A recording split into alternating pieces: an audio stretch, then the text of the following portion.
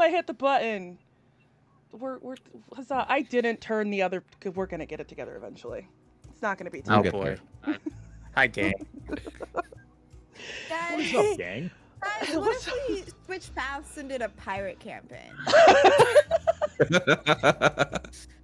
Can you tell me I saw a hot pirate on my phone? Hey. Fuck yeah. Well, I mean, you have the opportunity to have a pirate campaign, Sachi. You just keep refusing to. There's vocals in the tavern music now? Okay, turning that off. I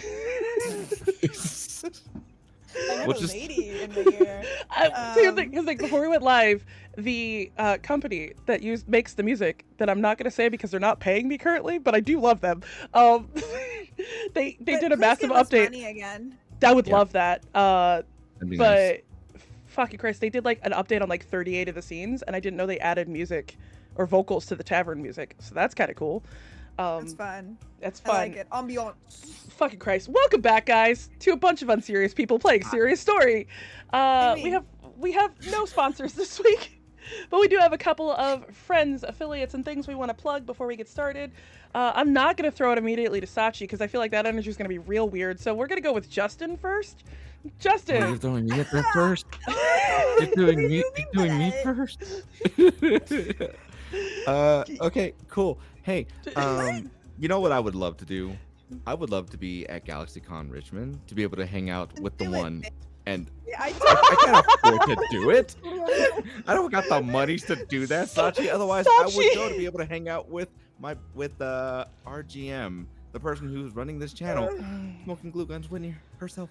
You can find her over there, March 28th through the 30th. If you have the opportunity to go say hi, buy some rocks. Get the is the cuck chair still available? I will have 50 cuck chairs with me. I'm getting them custom printed. Get one because I can't get one right now. Otherwise, I would. I'm sold out. I do have one with me, so I can cuck a dice during Athium tonight. Thank you. Fantastic. You're welcome. I want to get. Do you have like a big one for like big dice? I could get you do you want a big cuck chair for big dice, Sachi? Because I'll get him to print a bigger cuck chair on my desk. Because 110 millimeter dice cuck chair would go unfathomably hard.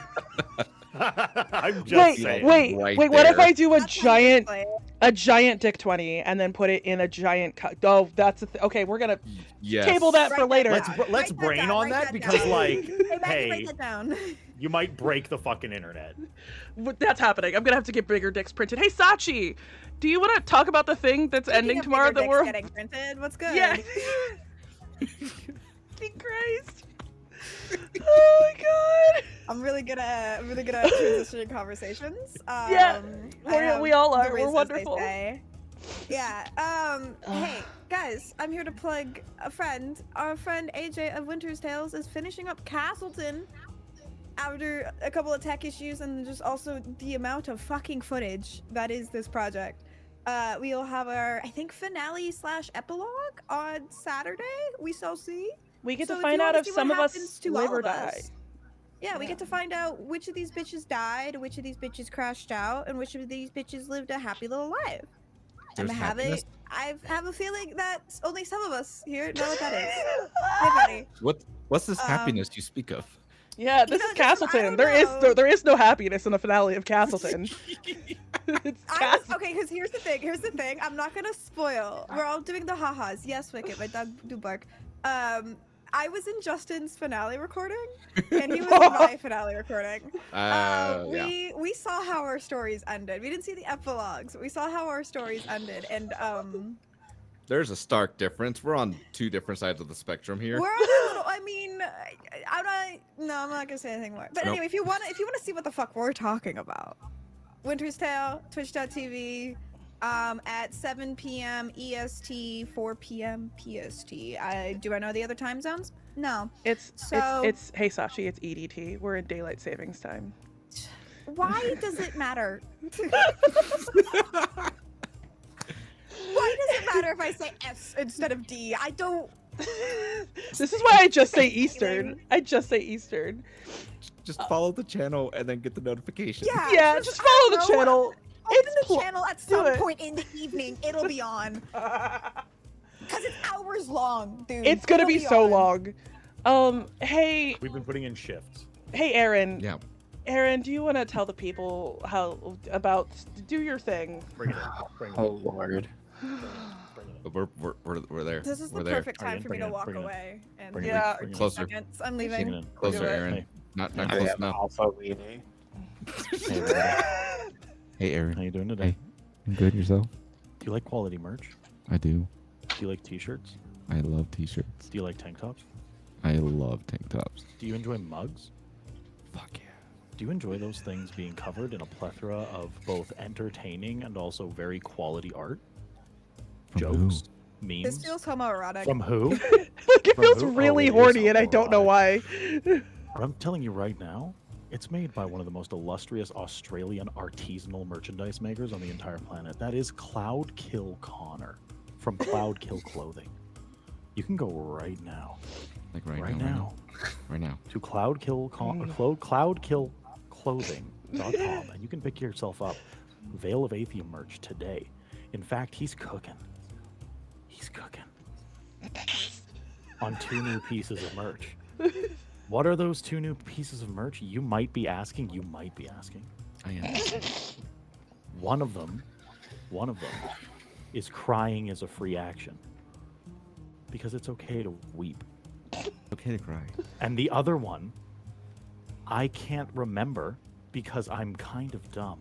Cry is a free action, and it's not spell slots. It's smite. Right, slots. it's not spell slots. It's smite slots. I'm the one that said that. You'd think I'd remember, Yeah. Yeah, but I I didn't. think I'm the one who said the other one. you are the For one who sure. said the other one.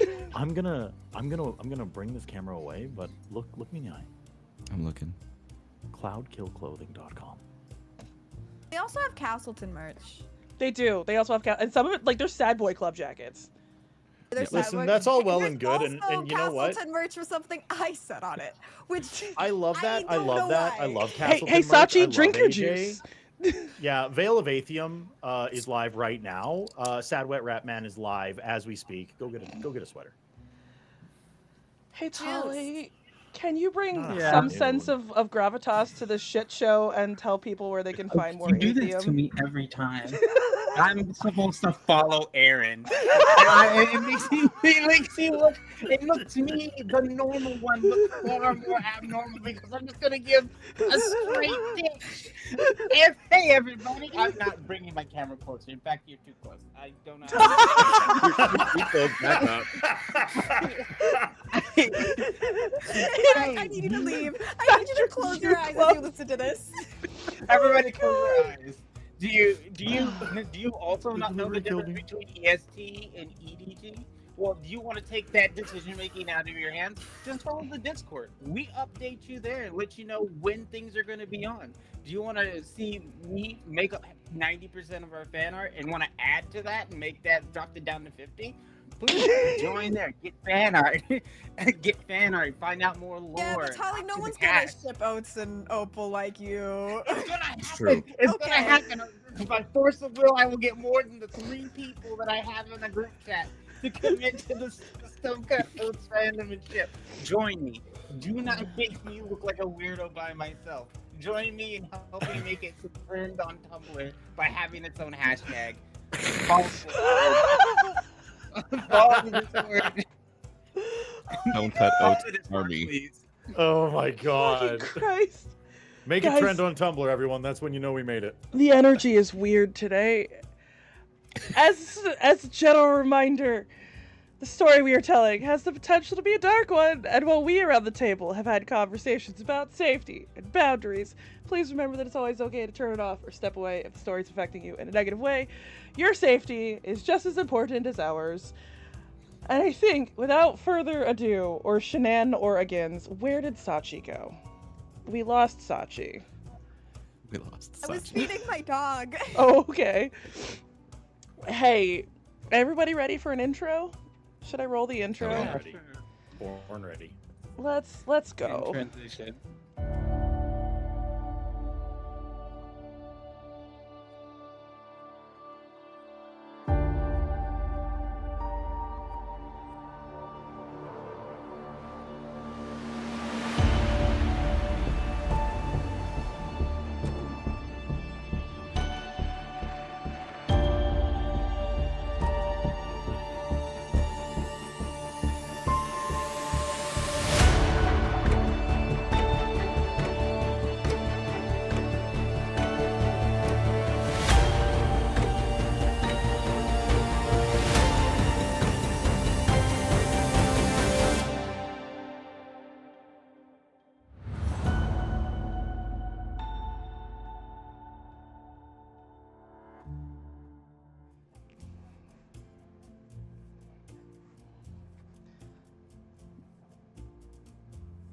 Jesus Christ. From the desk of the lorekeeper. Arriving in Swanford, our heroes find themselves in the middle of Folly Days, the week of the week of celebration before Fallen Tyrant's Day on the Wolfwater Islands. Opal gathered fabric and sewing materials to create a new dress for Aurora. Narup did some light bargaining and bought souvenir shirts for all of his new friends, including a dashing cape for Todd Iago. Sorry, it was literally spelled out phonetically. Oats and Aurora got haircuts and some gossip about how Tyrant's Day is celebrated in the sister village of Goose Crossing, not Goose Island. Possibly those celebrations might involve sacrifices. After brief deliberations, Team A decided sacrifices should probably be investigated and headed across the Wolf's Run on a ferry to see how they celebrate in Goose Crossing. Reaching the village, Team A discovered the rumors were true. Todd the Todd Wellington, last seen in the Hearth Winter one-shot, was caught up in it, held under the suggestion spell. Our heroes quickly foiled this plan, ruining this year's sacrifice for celebrations, and convinced a drunk Kevin Stoneshield, the Tower Hand, to lead them to the Lavender Tower. Easily getting through the lower defenses, Team A began their ascent to meet with the Witch of the Tower. 18 floors later... Fucking Christ, my brain shut off. 18 floors later, the witch seemed to have accepted their audience, and Team A was treated to a comfy bed, a hot bath, a nice meal, and the promise of talk in the morning. And that is where we pick back up, with an older, feminine woman with her sharp, pointed elven ears and her long, ancient-looking gown edged in golden embroidery, still staring at each of you. After inviting you to breakfast, the same room which you had eaten and fallen in before. As a reminder, you do have 10 temporary hit points as you wake up. Opal, you were the first to have moved, hopping out of bed to grab breakfast. As you sit down at this table with an elaborate spread, you notice a large and impossibly soft and fluffy orange cat gently taps at your knee with his paw, mewing ever so slightly and tilting his head almost as if asking for permission. Uppies, I picked that cat up. You go to pick him up and he leaps into your lap, does 3 little turns, and then curls into a sleepy, fluffy ball. Guys, you can leave me here. What? I could just stay here. This is fine. Why don't we just No take one the cat bother with me us? for like the next. No one bother me for the next 5 minutes. I need to savor this because I know we're gonna have to leave because money is also my objective. But this is everything to me right now. You can buy a lot of cats with the I money don't- we was making. I don't need a lot of cats. I need like maybe like 2. You could buy like 1,000 cats. Why would I want 1,000 cats? Responsible. Are the rest of you joining us for breakfast? Mm-hmm. Yes, please. Can I feed the cat bacon? The cat is... You can try. It's more of I'm a... feeding the cat bacon. It's a familiar, so like it just sort of sniffs it but doesn't really consume it. That's okay. I'll just eat it for you. It's okay. Pet the cat. The witch just sort of nods and sips from a rather elaborate golden teacup and just watches you guys as you shift to the table to sit down. Is you gonna eat with us? Oh, you all slept quite late. I'm perfectly fine. Yeah, alright. These are just really comfy beds. Yeah, thank you for your hospitality. I appreciate it. It became we appreciate it. incredibly obvious that you were not going to leave. You climbed like 18 flights of stairs. Like, well, Oh yeah, no. You had me. There was cats. Like you're telling me none of y'all were gonna chase a cat. Like say hi to the cat. So, His- His name is Creamsicle, by the way. Shut Oh my God. up. Hi, Creamsicle.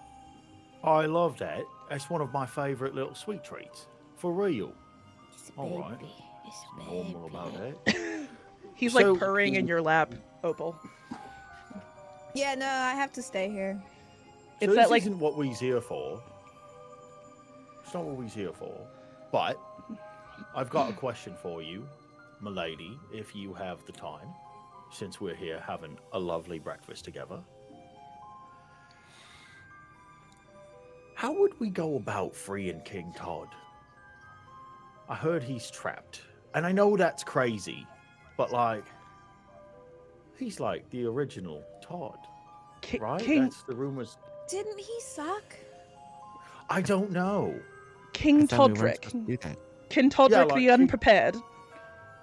Well, yeah, but like, and that, like, that's his name. Like, I'm unprepared pretty often about stuff, and like, nobody's turned me to stuff. Do you know anything about what he did to this country? Well, no, but like, it was 5 incredibly dark years. The queen of that time, Queen Aphea, tragically passed away. Her eldest daughter was not old enough to assume the throne, and King Todrick took it. There was no infrastructure improvements, no public outreach. He enacted a poorly thought-out farming plan, which left the country near starvation by the time Queen Seraphina ascended the throne. So, no, I will not tell you or help you bring back King Todrick. I was like, he sucked, like, actually. He was awful. Well, okay, I can accept that. That makes sense. So he's sucky. That makes sense. People are sacrificing people because of him. And it's like, he's just one guy, and like, that sucks. But like, down on Goose Island, it was... Do you mean Goose Crossing? The village? They're... Pretty sure it's Goose Island, but I've lived here longer than I think you've been alive. It's definitely Goose Crossing. Well, you don't look a day older than me, that's for sure. But the reality is... Darling. That's not the compliment you think it is, Darling. I am well over 1,000 years old. If not more, I stopped counting. I like a girl with experience. It's fine. It's great. You watch as she raises her hand. Compliment you think it is. And snaps her fingers. And Oats, as you go to speak, you find you cannot, as there has been a localized silence spell placed specifically on you. Mm-hmm. Sorry. Now that the loud one is quiet, for just a moment. Why are you here? Aurora has a witch she needs to kill. And you're a witch. Also, the dreams are weird. Told you knew something about that? Her eyes... I think we kicked your ex-boyfriend's ass. Oh. He was not... He's a dick. Okay, so several things. One, not ex-boyfriend, just temporary distraction. Kick his ass all you want to do. Yeah, you made a real bad choice with that one. But you, and she turns her eyes to Aurora. Hi. What is this witch your friend speaks of? It would be my my master, the witch Anastasia. The second you start to say that name, she snaps her fingers again, and Oates' silent spell drops as it's immediately placed on you instead. I apologize. You'll understand the slip in decorum. I will not have her name spoken here. That woman has cursed me with more heartbreak than I care to... So you wouldn't care if we killed them, meaning you'll tell us how to do so? Oh, you can end her if you would like to attempt to. She's been around as long as I have. Sorry, she snaps her fingers again and drops the silence spell. And that's how I got there. Okay.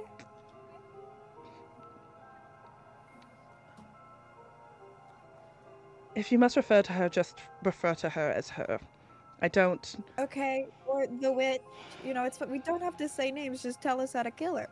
I don't know. She's the devil, right? That's the one that was the devil. Like, oh, we got God, 3 devils that we got to kill. No, we got to kill 3 of them.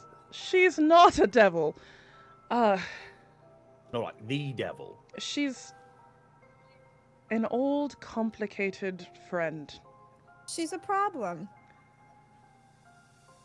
She looks at Aurora again and just goes, once I may have loved to meet you, but Well, just a reminder of a deeply held mistake. I am very glad she's chosen to live very far away and break the portals behind her. Have you wondered to yourself how old she is? Make it not a note to question my master's age or wisdom until recently. Have you ever wondered how many Estelles there's been before you? It's my understanding that I would be the 13th. What a clever liar! She's going to wave her hand, and a small balcony appears on the far side of the tower, and she's going to reach out a hand to you, Aurora, and wait to see if you take it. Kind of looks over at Opal and Oats and Naroop and like reaches her hand out very gently and takes it. She leads you out to the balcony, and in the distance you can see the large sparkling mountains with like little dotted, almost statuesques at the base of them that are very tiny and hard to see. And she leans down to your ear and just whispers very quietly, "That's the first. She's been there for a very long time." Which one am I? I don't count her pets.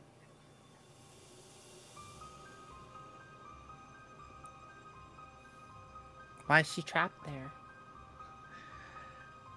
Some wounds are best left alone, but if you must know, my anger was great, and my target was small.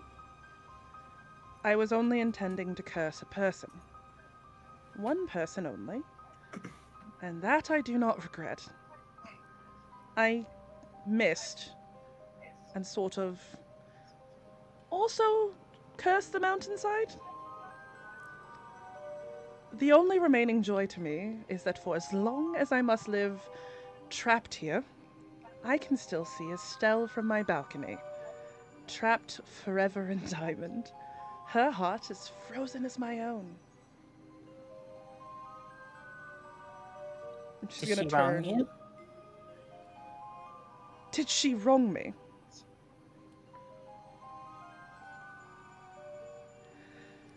Yes.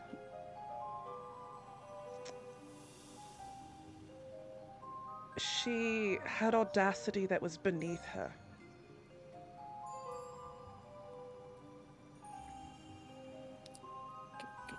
Can you elaborate? Your master, for lack of a better word, is a conniving, manipulative cunt. And I don't much like being crossed. So when one chooses to have a dalliance on one's partner of nearly 250 years, yes, I do believe an appropriate recompense is to trap said lover in diamond for as long as they dare to exist on this plane. So yes, your original precious Estelle wronged me. More specifically, your master did.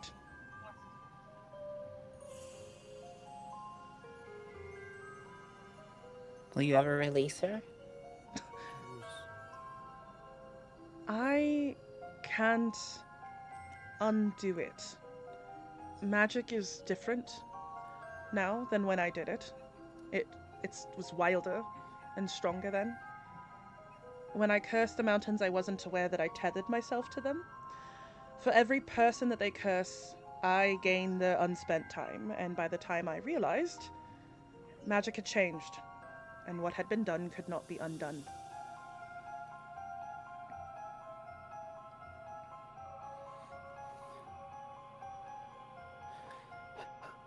How do I defeat my master? Do I have to kill her?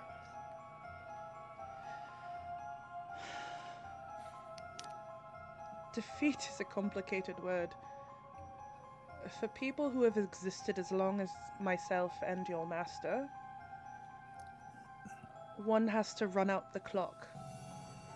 I tend to think, without intervention, that she is stuck here in a way that I am similarly. The only way would be to end the remaining time, cut the years she's been given, stop feeding the souls, and eventually she should go. Or you'd have to be extremely powerful, but she just takes a look at the room as she re-enters it with the rest of you, and just casts an eye from each of you before sitting back in her chair. Perhaps one day it is something you could muster.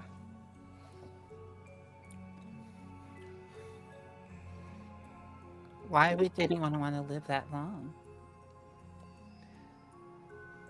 I think she specifically is hoping that one day I will die and her lover will be freed. She's been wallowing in mourning since before... I can't even remember how long ago it all was. Greedily lapping up souls to preserve her youth and life, using and abusing anyone who gets idiotically placed into her path. I am sorry that you were so implemented as a tool.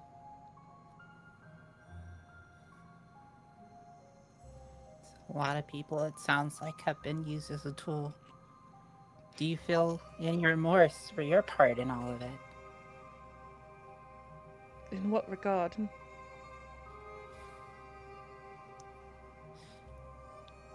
The actions you took led to, and kind of points towards the mountain, all those people being trapped in Diamond, extending your life. What is the difference between you and my master? An action taken in the heat of the moment is an action that can be forgiven. I did not intend to do so. It was truly an accident, and for that I do have some level of remorse, but your master chooses to extend her life.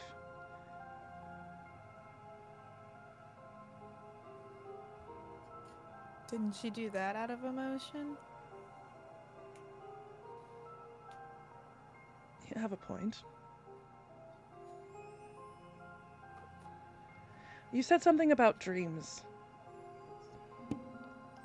They're hurting me, and there's a lot of weird ichor, and things. I want to be able to sleep and not feel pain when I wake up. Didn't you sleep well last night? I have a feeling you have something to do with that. There's like a small, like, smirk of a smile across her face.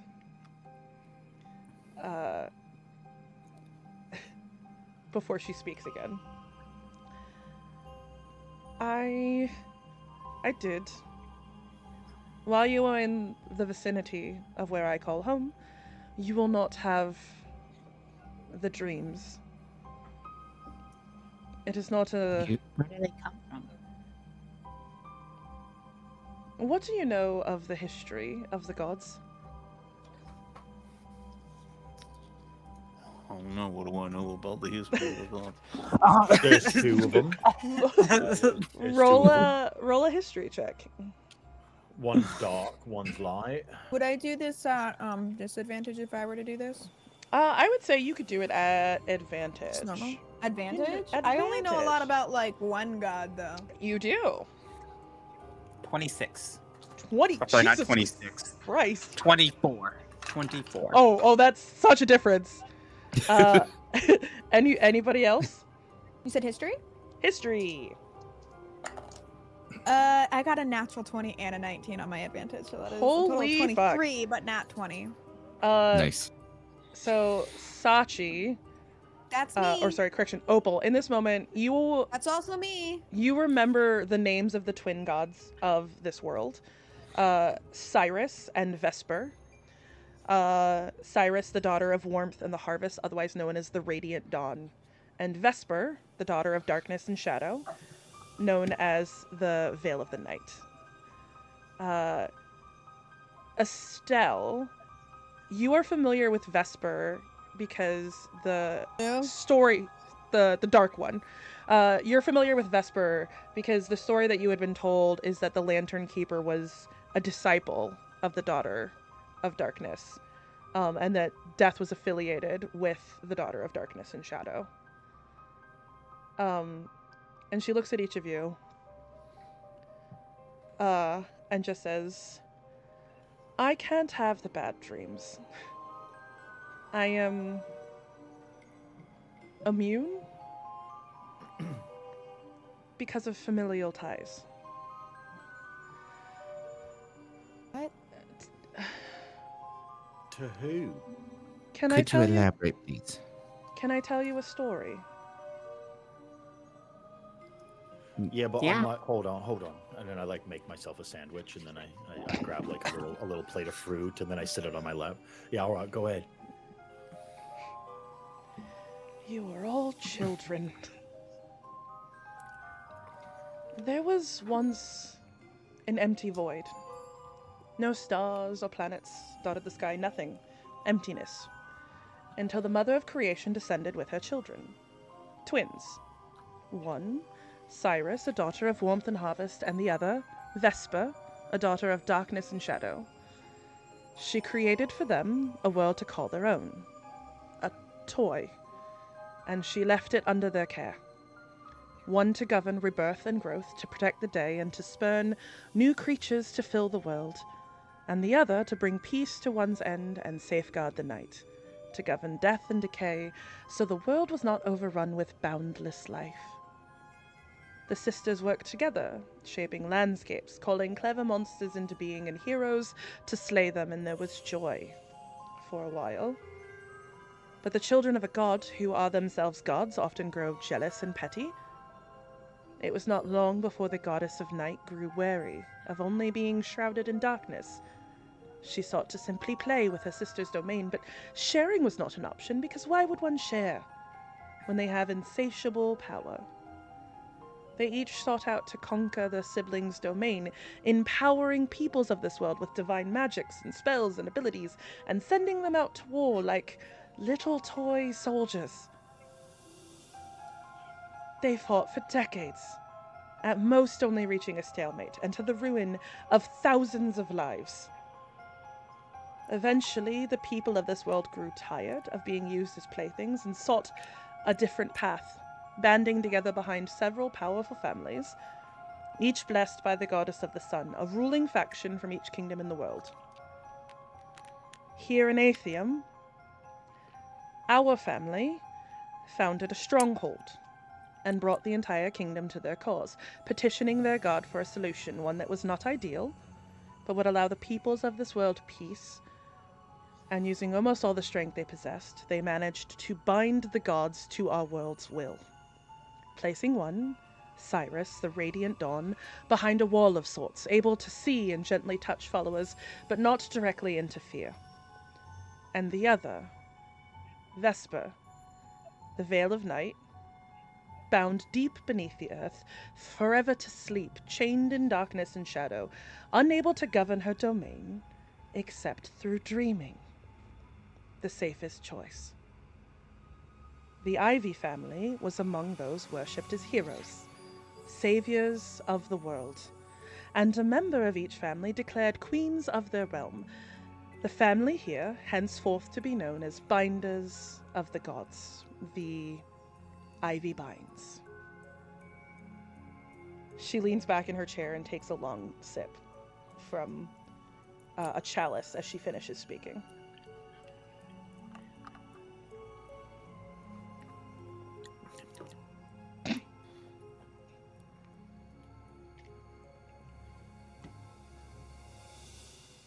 Which are you related to?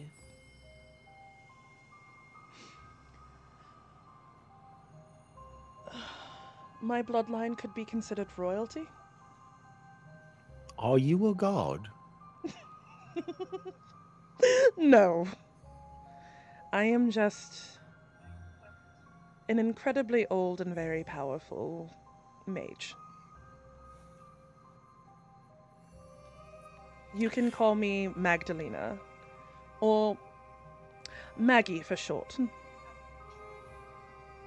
I like Maggie. That's a good one. That's a good name. I like It's a Maggie. good name, yeah. That's one of them good names. Yeah. Yeah. Well, okay, so you're a powerful enchantress and a knower of all the things, and the world as it is wouldn't really go on without you. So, like, that's true. Like, Maggie does those things. That's just the truth. So, That's true. I do have a question for you. Actually, a request, a favor.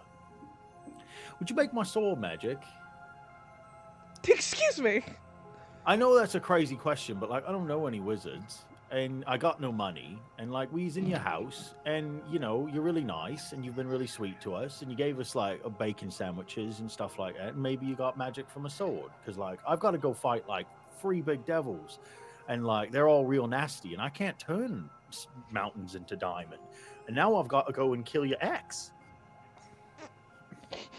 Wait, If you wait, give me wait, the more magic that you make my sword, the better chance I've got to kill your ex. Wait, Oats, hold can on. you put a pin in that? Just like real quick. I don't don't know think if we're there you- yet. Really internalized anything that this lady just told you about the gods. Is Vesper the one making us dream bad shit? Or is it Cyrus? Because that would be interesting. Cyrus is the daughter of warmth and harvest. She doesn't govern dreaming. Vesper, I Vesper think. seems like a creepy old bitch who's trying to kill me. I think Vesper is trying to wake, and she's using the dreams. How do I make her stay asleep? I don't entirely know. I did not agree to the way that things were handled then. I was not a part of the ritual that sealed Vesper in her cage. I was excluded when I raised my objections, and I didn't want to be a part of the wrath of Vesper when this plan would inevitably fail, which it seems it has. I would have to assume that there is something in the founding royal lineage, some object that allows them to seal the cage periodically when it cracks. And the guess I would have to make is that there is a crack in Vesper's cage and her power is leaking out. And the longer it is allowed to remain open, the more painful the consequences will be. It's probably the veil, right? The one that every queen wears. The crown? I think so. Yeah, like the thing that the queen always wears. I It's would like the not. big magic, right? I would not know, but it's a logical assumption. It's If like I the know one, like marker of station, right? Well, if I know my family at all, I can assume that it would be a closely guarded secret only passed down to the next in line. If it was the veil, as you surmise, that would make sense, but I don't know. So we gotta talk to the queen. Go and borrow it or something. I mean, we were gonna go talk to the queen anyway. So two She birds, does owe one us money. stone. Yeah, she Yeah, owes us money, and if she can make the dreams go away, I can move on with my life. I'm kind of fine with your dreams, to be honest. It's not that bad. Ever since I got the ring. Yeah, We no, all just need the rings. Like if we all got one of these, and I Oops, like the hold up the decisions ring. in your dreams made me nearly keel over. Yeah, you almost started. That's why you need a ring. On top of that, Oats, you got to think bigger picture, because we might not be the only ones that are being afflicted by this. There may be others. There may be. She raises a face hand. just twists for a second. My best friend's daughter is having bad dreams. Yeah, you're right. She raises her hand as you like flash the ring for a second, and like points at it. That's one of mine. It is No, now. it's not. It's mine now. Claimed it. She like It's given narrows me. her eyes We and looks at stole you. it. We stole it. Fuck, we robbed this man because he was a dick to his partner. And then, you know, I was a little bit of a, you know, we ran him out of his fucking house, and he was a dickhead, and he was one of Naroop's friends, but he wasn't really a friend, and we stole his fucking stuff. I'm sorry, I shouldn't have lied. I'm not sorry. I don't think If you you should want it be. back, you can have it. No. Yes. No. It's hers. No. She's been nice to us, Opal. This isn't the No. same as the guy that was mean to his partner. Do you mind if we keep Maggie's it? very sweet. It's been kind of helpful for Ward here. It's true. He's an idiot. He needs it. Didn't say that. I know you didn't. Oats, can you make a wisdom saving throw for me, please? Yeah. The that DC a 12. the DC was 19. Yeah, all right, it's far under that. You feel it's not obtrusive, but you can feel a probing into your mind. Almost like someone is sifting through the memories, looking deeper into the past few weeks.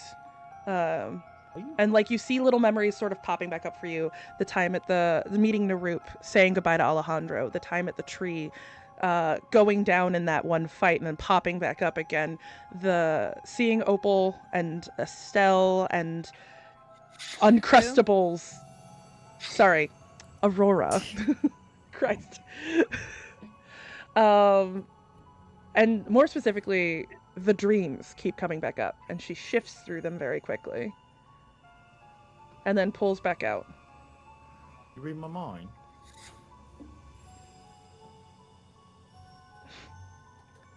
I think you should keep the ring. Like an open book, I would just told you. A person you have long respected is in danger. Faces are not what they seem. I think you have time to set things right. I apologize. I can't speak more clearly. This is all I can understand from what I saw in your dreams.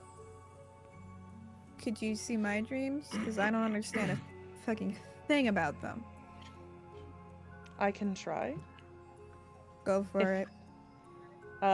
Would you like to roll the save, or do you elect to fail? I fail. Uh, But I'm gonna roll anyway, just see if I fail anyway. I rolled yeah, I fail, baby. She dives into your memories, sifting through them, looking for the dreams, but as she's doing this, you see flashes pop up for you as well. Specifically, the look on Is there a Aurora's blank face. period? Will you let me finish? No. You see the look on Aurora's face as you pass her the dress. You see the moment of Oats falling into you onto the boat. You see yourself being covered in spider webs and gross, goopy ichor,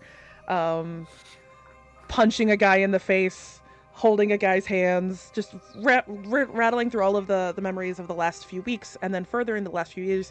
And then there's a large, empty block.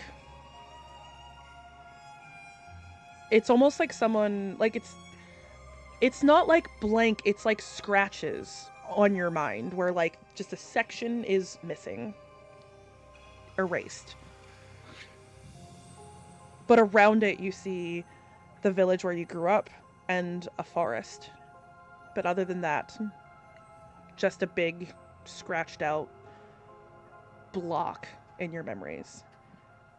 And she pulls out and just looks at you.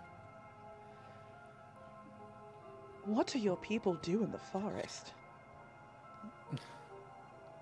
Oh no. I can see that. There's nothing there. It's just gone.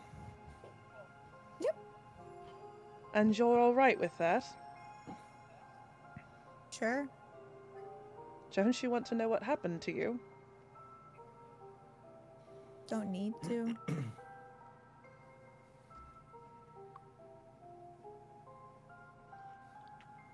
Better if I don't think about it. That doesn't seem healthy. You're not my mother. But you miss her. What do my dreams mean?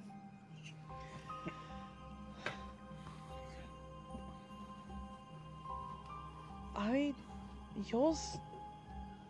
She's influencing the strife already existing in your life. I think she struggles with you because there's something missing. That is all I can glean. Then I have an advantage.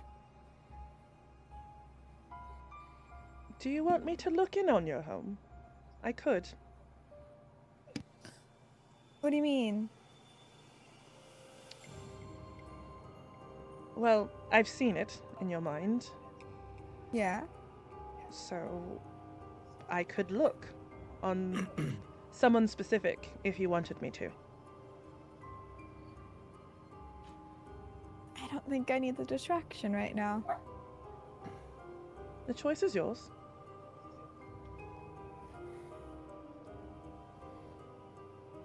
Can I ask later? You'd have to come back and ask. Go to someone else. She audibly chuckles lightly before shifting to look back at the group. By chance, do you happen to have maybe something that could help the rest of us out?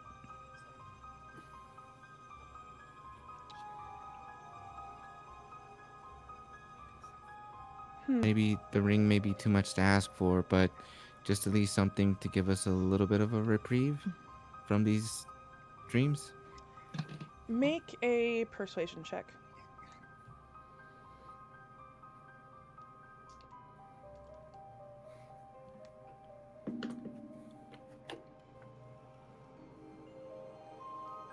That's a 5. She leans back in her chair and takes a deep breath. Let me think on it. I could consider it. It would be greatly appreciated, but understand if you don't have the ability to, or whatever decision you come to. Oh, I have been around for a very long time. One has to find hobbies when they're stuck in a tower for years upon years upon years. I have items, if that is what you're asking. It's more whether I'm feeling they are best served by giving them to you. Fair. I figure I ask. I applaud the gumption. Just a humble request. Could you But make thank you. Oats sword magic? He looks like a kicked puppy. Making a sword magic takes time, but I could perhaps I have a sword that could be of hand here. Yeah, Make alright. That'd be cool. Make a persuasion check With advantage? with advantage. Who's doing it? Oats has to do it. Oh, right. Okay. But I'm fine with either. I rolled a 16, but I got put my. I don't even have my sheet up. Hold on. We said it was law. I was like, we're not hopping into combat. I don't need my fucking sheet right now. Yes, you do. No, apparently. I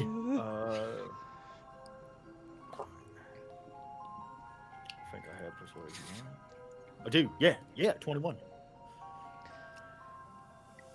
She gives you a long look and then stands and looks at each of you. Come with me. And she exits the room and starts to head up the stairs. He like skips. Can I bring a cat with me? New sword. As you get up, the cat sort of follows you. It's like right on your it's I walking win. right Okay, beside we're you. going. Yeah. Sword time. As you guys get to the next level, this room feels like it's bigger than it should fit in this tower. It's massive, wide. There is a portrait on the wall that as she enters the room, without even looking, you watch a ball of fire curl in her hand and just instinctively, without looking, hurls it at this painting and you watch as Aurora would clock it immediately as the painting a picture of her master, and it burns to cinders. And the second the ash falls, it reassembles itself. Crazy. There's a large, like, gorgeous, like, bed that looks like it's covered in, like, blues and purples and astral stars. Chests, like, little indoor garden, a large balcony that overlooks the mountains. And she immediately heads towards the chest and opens it and then reaches her hand in far deeper than looks like the floor and sort of rummages around for a few moments before pulling out a gorgeous, gleaming longsword. And she turns and hands it to Oats. Oh, I use a great sword. Sorry. It's fine. Thank you, though. She looks at you with a rather frustrated glance, takes the sword, throws it back into the chest, and reaches back in, and then pulls out, with two hands this time, a larger greatsword. Oh, all right. You can add a greatsword +2 to your inventory. Oh, hot diggity fuck. Yeah. All right. All right. Hot diggity fuck is insane. She looks at each of you and just goes, well, since we're asking for trinkets, does anyone else have a request to make? New sword. New sword. I just hit things with my fists. I don't really think you can do anything for me. Beyond the item similar to Oats's ring, I could take an axe. She looks down into the chest again and pulls out a rather ethereal-looking cloak and passes it to Opal. I cannot help you punch things harder, but I can help you be hit less. That'd be really great, actually. And she passes you this cloak. And you can add a cloak of displacement to your inventory. Fuck yeah!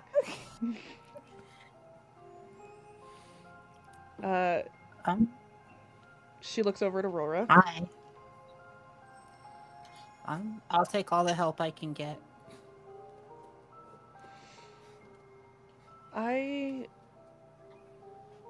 You are complicated. I don't mean to be. I don't think it's your fault.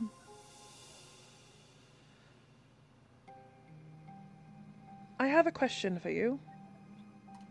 Mm-hmm. I could give you something. It would help you amplify the powers that she gives you, but forgive me. I don't know if that's what you want. I don't. I torn, I guess. I could sever your tie to her. She will know. And I would hazard a guess she would not be pleased. I would also need to keep that. And she points poignantly at the lantern. See, there's, like, she instinctively, like, grabs at it while, like, the muscles in her body kind of tense up. And then she sort of relaxes. It will be destroyed. It'll take a few days for the severance to fully take hold, but you have natural magic within you. I can sense it. I could amplify that if you'd let me.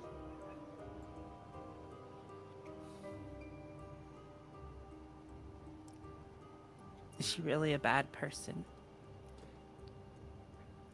I don't truly think there are bad people. I think people are complicated. Even for all of the hatred I bear towards her, I think she's complicated. Do you think I could save her?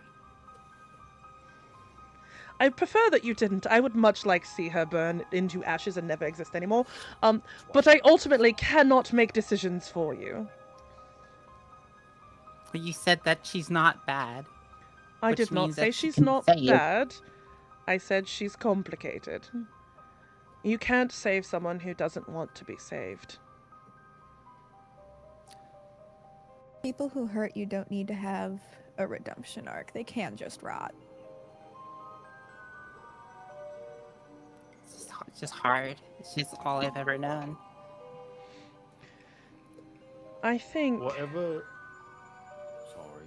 you're fine. I think it's important to learn to rely on oneself.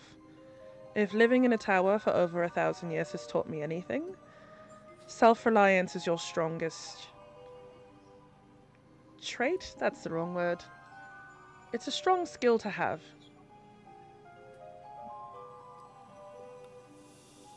Okay. Then do it.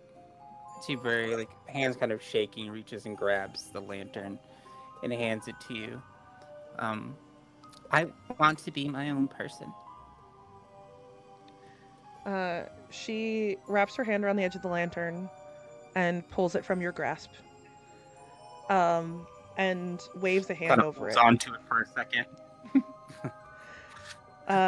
She waves her hand over the top of it, and you watch as all of the panes of glass start to crack simultaneously, and then fly out of the sides of it. And then she picks it up, turns it sideways, and fully cracks it against her knee. So it's in two pieces. The second it splits, you watch as, like, a spectral tentacle sort of writhes out of it. And at that exact moment in your head, you hear a screaming voice. A familiar voice. No words. Just screams. Everyone else... Aurora the cat. As you go to hand Aurora the cat, everyone else notices that Aurora's hair, which had slowly been turning white again, is now back to its darker color completely. There is no white left in it. There's also, like, a brightness to her cheeks that you haven't seen ever. Almost as if her own soul had been being leached through all of the souls that she had taken. And Aurora, you feel like a lightning sort of dancing through your fingertips. You may switch all of your levels in Warlock to either Wizard or Sorcerer in whatever subclass you would like or choose, and you do not have to make that decision right now. Sorcerer arc. I know it's your decision, but that's my vote. But you can change all of them. So, like, however many levels you have in Warlock, you can switch them to Sorcerer or Wizard.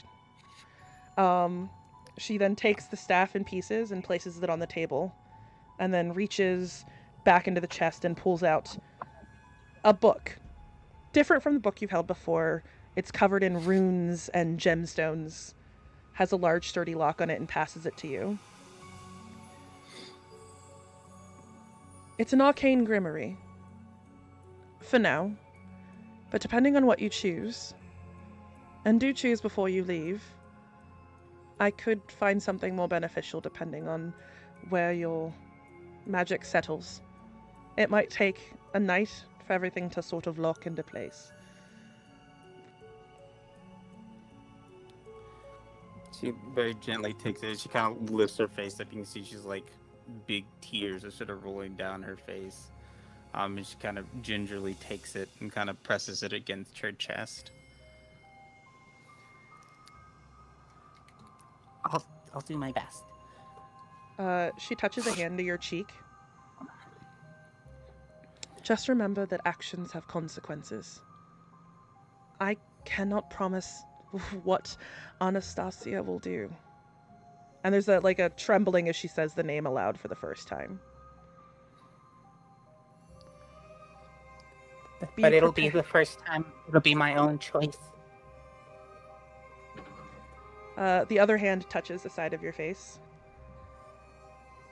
And she looks at you and just goes, I would not delve without permission. But may I look? Do you roll to save or do you elect to fail? Elect to fail. But roll anyway just to see what you get. You're right. Because I did. Definitely failed. 14. She dives into your mind and you see little flashes of memories as she's looking and sifting. You see the other side of Opal giving you the dress comes back up again. Sitting at the top of the tower and Narup and Oats talking to you at the top of the staff. Fighting the spiders for Opal. Traveling through the forest. Meeting Alejandro. And she pulls out and looks at you very closely. You were given away when you were very small, weren't you? Mm-hmm. Your visions of the people who gave birth to you are hazy. But I could look. It will be difficult. You didn't have much of a memory to go off of. I don't think I'm ready for that yet. That is fair. If you'll allow me, one final gift. And she raises a hand and touches the side of your head, specifically. And imbues in you the ability, regardless of which class you choose, to cast the spell Sending. So you will know the Sending spell.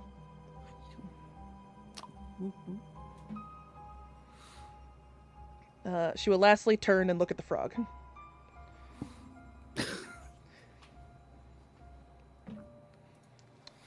Your turn, little one. I just, if anything, just something to help me, with my healing abilities to take care of my friends and anybody else that needs it.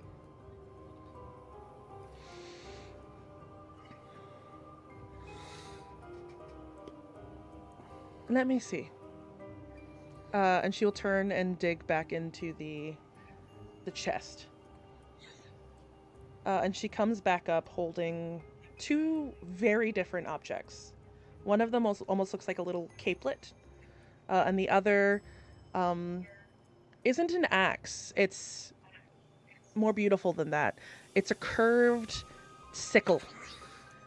Decorated with moons and stars.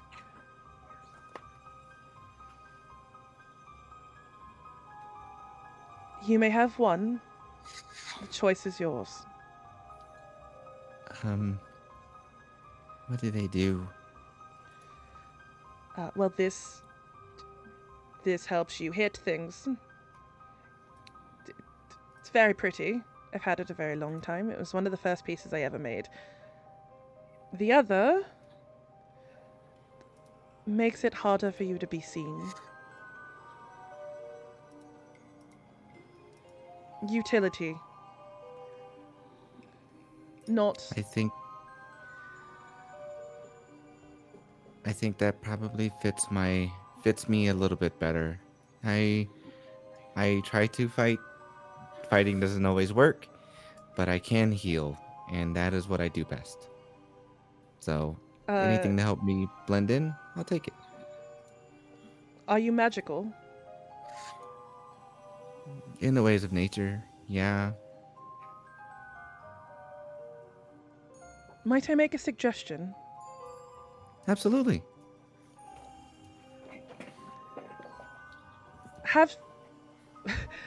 Have strength in yourself. Trust me, and she'll pass you the moon sickle. He'll take it and look at it and just have like that ooh kind of face. And like just the camera will see just slightly behind him, Tadiago just giving the lizard blink. Like, okay. As you're holding this moonsicle +2, and you're like sort of clutching it in your hands, you realize that like this sickle has the ability that when you heal people, it sort of will amplify that ever so slightly. Thank you very much. I appreciate it. And if I may, if you spent all this time dealing with everything with your ex, you need someone to talk with because you've been up here by yourself, and just come out and reach out. It's nice to have a ear to listen to and express yourself. She's much taller than you. And she leans over and very gently lifts the wig off your head and scratches your bare head and then places it back down again. Just goes, respectfully, I have far more trauma than you have the capacity to deal with. Maybe, but you don't have to deal with things like that alone. So, even if somebody, doesn't have to be me, were to at least help you or listen to you for like a tenth of it, well then, I think that'd be helpful. Just a thought. She looks at each of you. And for almost in that moment, if anyone would like to, can you make a perception check?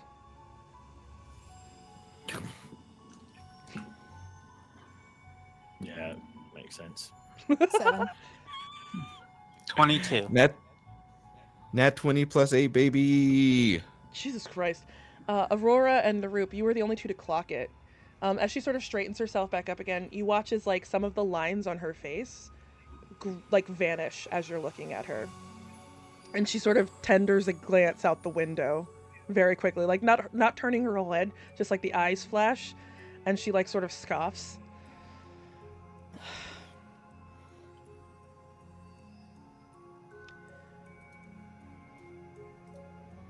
I'm sorry I can't be of more help. But I cannot stop Vesper. I cannot be involved. I cannot leave this tower. When I refused to be complicit in the schemes, they bound me to the place I held most sacred. So I couldn't leave this tower even if I wanted to. We've got it. It's fine. We've pretty much got it handled. I got like the new sword's pretty much all I need. Like we're good now. Are you going to try and reconcile the gods or just more firmly lock them away? Wasn't going to reconcile anything. I figure I'm going to fight them probably at some point if they're not going to capitulate.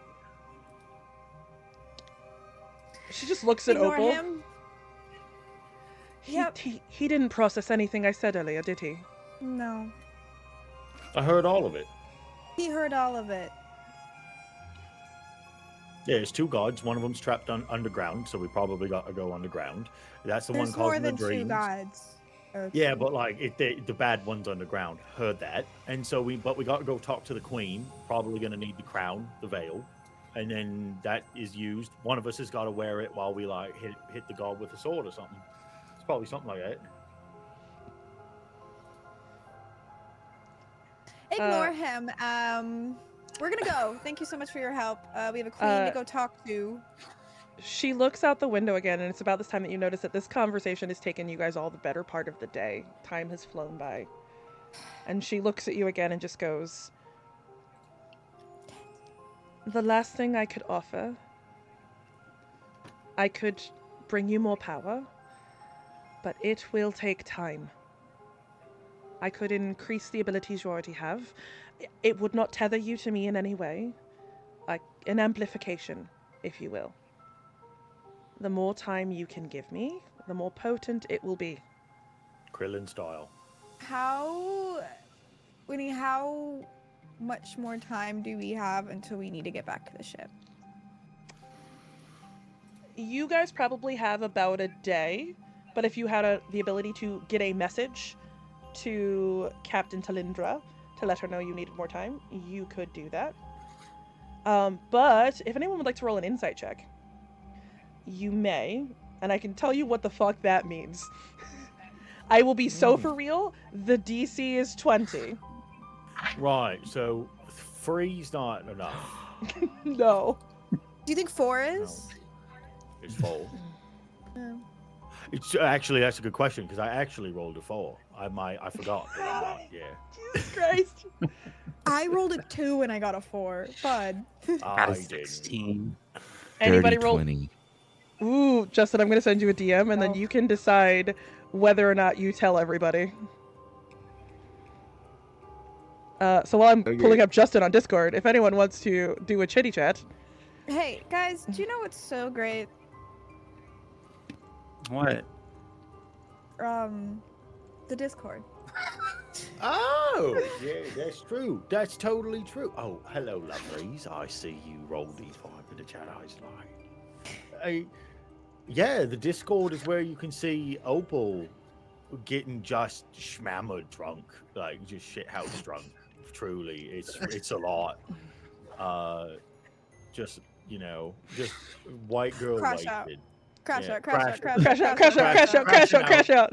As hard as anyone ever has, to be completely fucking honest. She's so pretty. She's so pretty. Join the Discord. You see pretty people in the Discord. You can rot in the Discord. Talk True. about what's going on in the Discord. Yeah, You can all put of us are pet in the pictures in the Discord. You can bully Sachi into making more clips in the Discord by suggesting them in the clips section. True. You could help me by clipping things, so I don't have to. That too. Our Discord is the hot girl summer of Discords. That's what people call it. It's true. Lord. It's true. It's It's what they the say. spring, Aaron. Justin, what you choose to do with that information is entirely you. You do not. I asked a clarifying question. Oh, 'cause sure. I asked a little slow, so.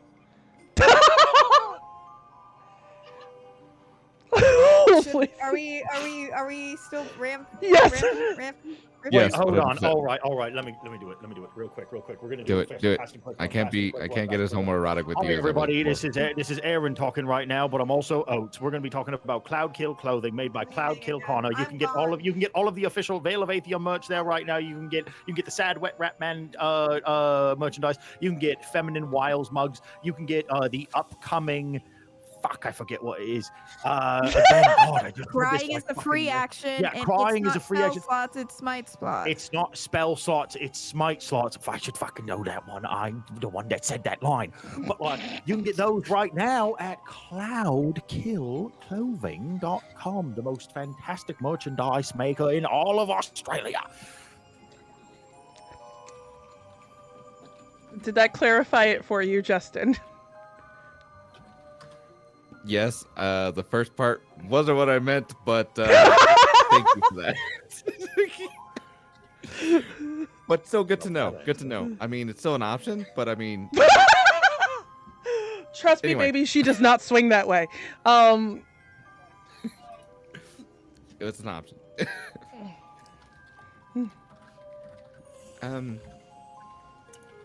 You would see as Narup just kind of like looks, closes his eyes slightly, then fully opens it before he comes back down to normal levels. Like, so is it possible then we're probably going to have to guys, I think it might be a good idea if we maybe stay a day or two, probably 2 days, to kind of help with allow for her to be able to We have amplify a her ship powers. to take though. We gotta tell them we're gonna Just be a couple days late, and she's gonna charge us more. That's I can okay. jump down there with a bag of money. Like, it's fine. Yeah, we just promise her some more money, and then I think it'll be worth it for all of us. Do I get She's another soul? There is a cat and good food and a really good bath. she's There's a gonna cat, really good. look at Narup. And similarly to the looks that she gave your friends, she's gonna take a look at you, and tilt her head. Sorry, I looked in the others. I'm just curious. With permission. Of course, go for it. Do you elect to fail? Or Yeah, I'm gonna just stick with the bit and roll to see what I would have gotten. Valid. I never rolled what I would have gotten. Do you want to roll to see if you could have beaten a 19 wisdom save? I sure could. Oh, I would have think been, I would have been close with an 18, but no, I elect to fail it. She digs through your memories and you see them resurfacing. The ghost on the ship talking to Aurora. Samuel Regals, or Regal Samuels, pops up. And then you're taken back to a small swamp that was sort of warm and heated with a little egg in the middle of it. And the distant roar of a dragon. And she very quickly pulls back out and looks at you and just goes, "Are you aware that you're actively being tracked?" No. She points I am it by who? to Dagio. "His mother's looking for him." You'll see Narup kind of look back over at Tadiago and then look back. It's his. Oh boy. Oh, I like made a him bigger, made. hairy dog. I may have made an oopsie. I just thought all this time it was a Drake.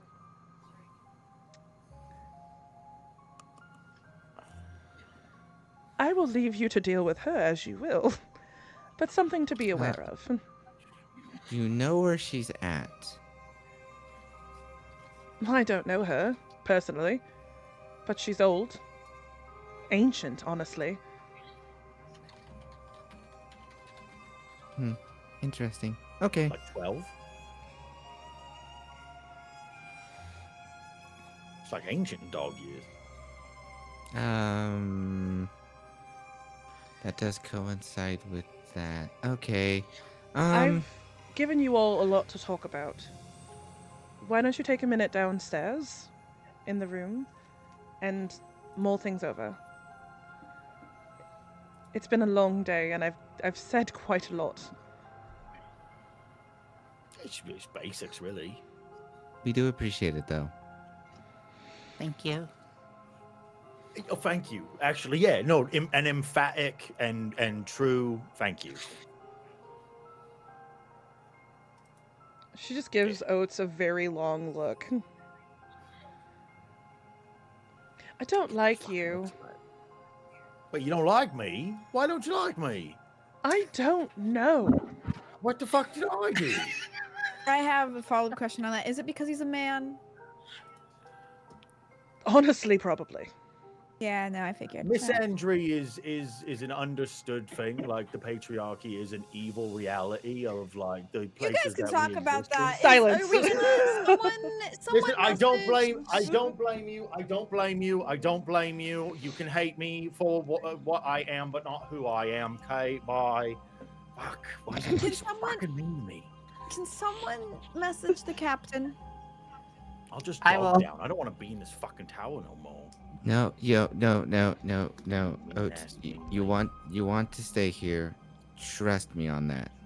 Trust me. We need 2 days. Oh, it's if you leave, you're gonna have the bad dreams.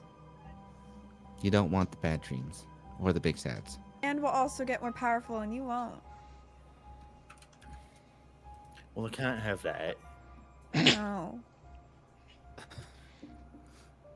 Can I turn to the lady before we all go to bed? Yes, Yeah. Wicket. Two things. He's kind of an idiot. He just speaks his mind too much, and that's a problem. Before we go, could you just? I don't need to know everything. Could you just tell me if my mom's alive? I can try. I don't need to know anything else.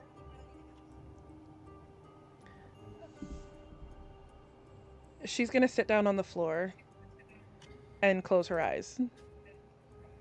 And a very long 10 minutes passes. And then her eyes open and sort of are cloudy white. And I she's wanted just, to be clear, I'm doing this after everyone else has left. yeah. So she's just sort of sitting on the floor, hands on her laps, eyes are cloudy white. "Well, that's odd.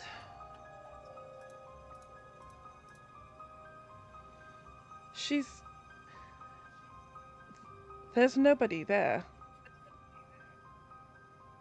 It's just an empty village. I can feel her, but I can't pinpoint where she is. Then she's alive, and that's all I need. Good night. As you go to leave the room, she very quietly, just loud enough for you to hear, says, "It's been abandoned. It looks intact, but there's nobody there. You can't run from home forever, Opal." And she will turn and walk back towards the balcony.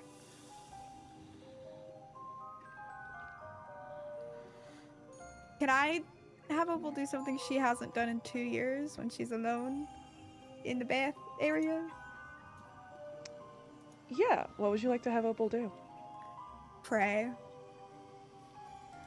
Ooh. Who does Opal pray to? Let me check our DMs. Because, bitch, I don't remember. Someone ramp, because it's going to take me a hot minute. This is character creation level I have to go back to. Justin, where will you find Whitney at this next coming convention? Where would we find her?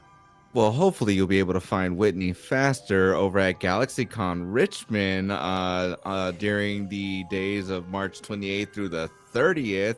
If you haven't, if you haven't had a chance to check out all of her dice, you can go ahead and catch her there at GalaxyCon to be able to see all the amazing dice that she has for display. Maybe even pick you up a set. In fact, I have my Alejandro dice that I'm rolling with tonight. And as you can see, I'm rolling pretty good with it. So, yeah, go ahead, pick up some dice while you're there. Okay, Buy I a found cup it. chair. Do you want me to say it out loud? That's up to you. I won't, but I DM'd it to you. Okay, cool. I will peek at my DMs. Oh. Yeah. Okay. Give me a religion check. Okay. I'm not actually good at those. 15. You, after coming back down to join your friends and pulling back into that smaller bath area before getting into the tub to take what I'm assuming is another, way too long Opal bath. Yeah. You take a minute. A hot rock. And you just sort of try and get back in touch with that initial side of who you were. Tapping into that clerical nature that sort of runs through you. And it feels sort of like hugging an old friend at first that you haven't seen in a very long time. And almost down the Kintsugi-style gold markings on your body, you can almost feel like a little trickle of lightning energy, warmth running through those veins. And there isn't a response, but there's a warmth that just sort of envelops you, like a peace, almost, again, like a hug, like you just ate a really big, warm, sturdy stew.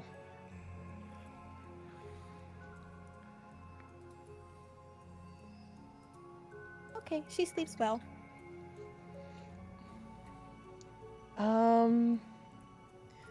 Does anyone have anything they want to do before they go to bed?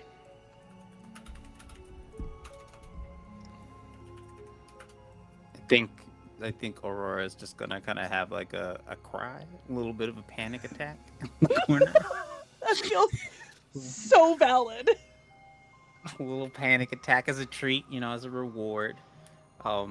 And it's gonna just girl dinner, gonna eat 3 pickles and half a rotisserie chicken sitting cross-legged on the floor while she cries. That's what I ate for supper. Actually, that's what I had. That's what Aaron ate. Jesus Christ. Real. As you are having your little cry, your little moment, I'm assuming you're in your little area with the curtains drawn. Yeah. And you notice the book that the witch had given you, the Arcane Grimoire, sort of sitting on the edge of the bed. There's like a small little, almost like shiver in it as it sits. And it sort of vanishes. And in its place, you see a little vial. And you can add a Bloodwell vial +2 to your inventory. A little glass vial? A little glass vial. Where does it go?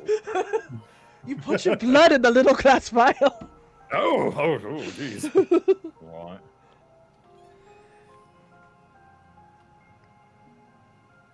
Nobody has a gun. I had two options depending on what you picked. You said Bloodwell vials? What it's Bloodwell vial +2. If you can't find it, I will add it to your inventory for you when we go to break. I would appreciate that. I'm having Got you. No, you're good. I will toss it in. Does anyone else have anything they want to do before you guys go to bed? Push-ups, sit-ups, burpees. I get real sweaty, and then I have a bath because now I'm a little bit self-conscious about Opal saying that she's stronger than us. When did she say that? I mean, she does believe that, but when did she say that? I guess she didn't say it, but she's like, we're going to be more strong than you. I'm like, fucking hell you are. And then I start doing push-ups and sit-ups. I think for Naroop, he's going to go into his little area, close the curtains, and is just going to like have like a little bit of a frown while he's like petting Tadiago and just kind of give him a hug and said, "I'm sorry, buddy. I think I might have messed up. And I think your mother's looking for you. When we find her, I think we might have to say goodbye." Oh. Tadiago looks up at you and just sort of makes like a little head tilt and a chirp at you. And then nuzzles into your lap. And I think that's just how he's going to spend the rest of his evening before he passes out, cuddling his little buddy. Do you, or does Naroop know Draconic? Yes. As you are drifting to sleep, he just sort of nuzzles a little deeper into you, and sort of croaks a word. And it is a word that you know since you know Draconic, and he just whispers the word Papa.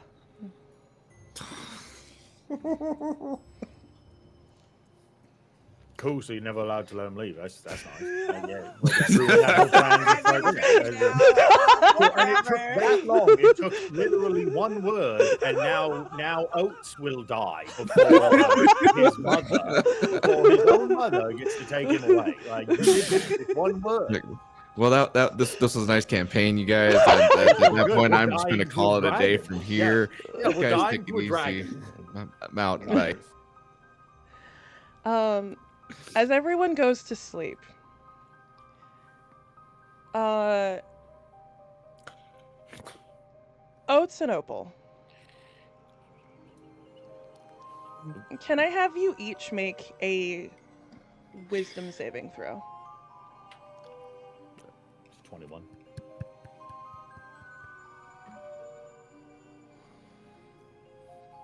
This is an 8. No, wait. No, a 7. My bad. Yeah, it's 21. I rolled a 19.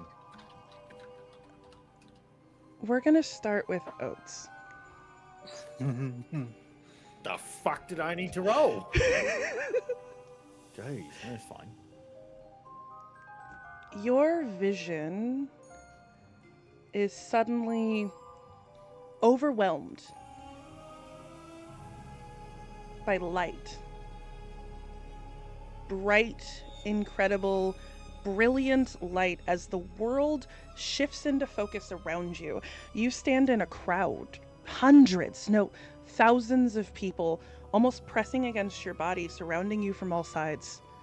And you cannot get a focus on those faces. They flicker, blur, almost in and out of existence. It's like watching firelight against a stone wall.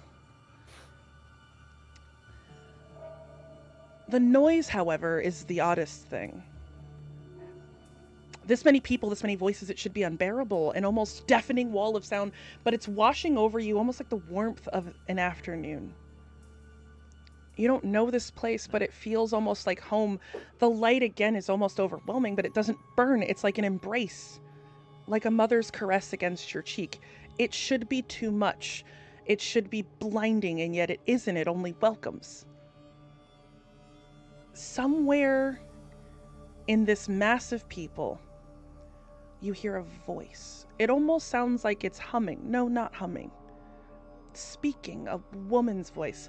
Clear as birdsong at the break of day, layered and musical. And then the crowd shifts and you see someone you recognize, a glimmer, a familiar face. Opal, you blink your eyes as you stand in a city. Impossible, sprawling, endless, the streets almost woven from light, the towers of gold rising into the sky so bright it hurts to look at, but it doesn't hurt. Not really.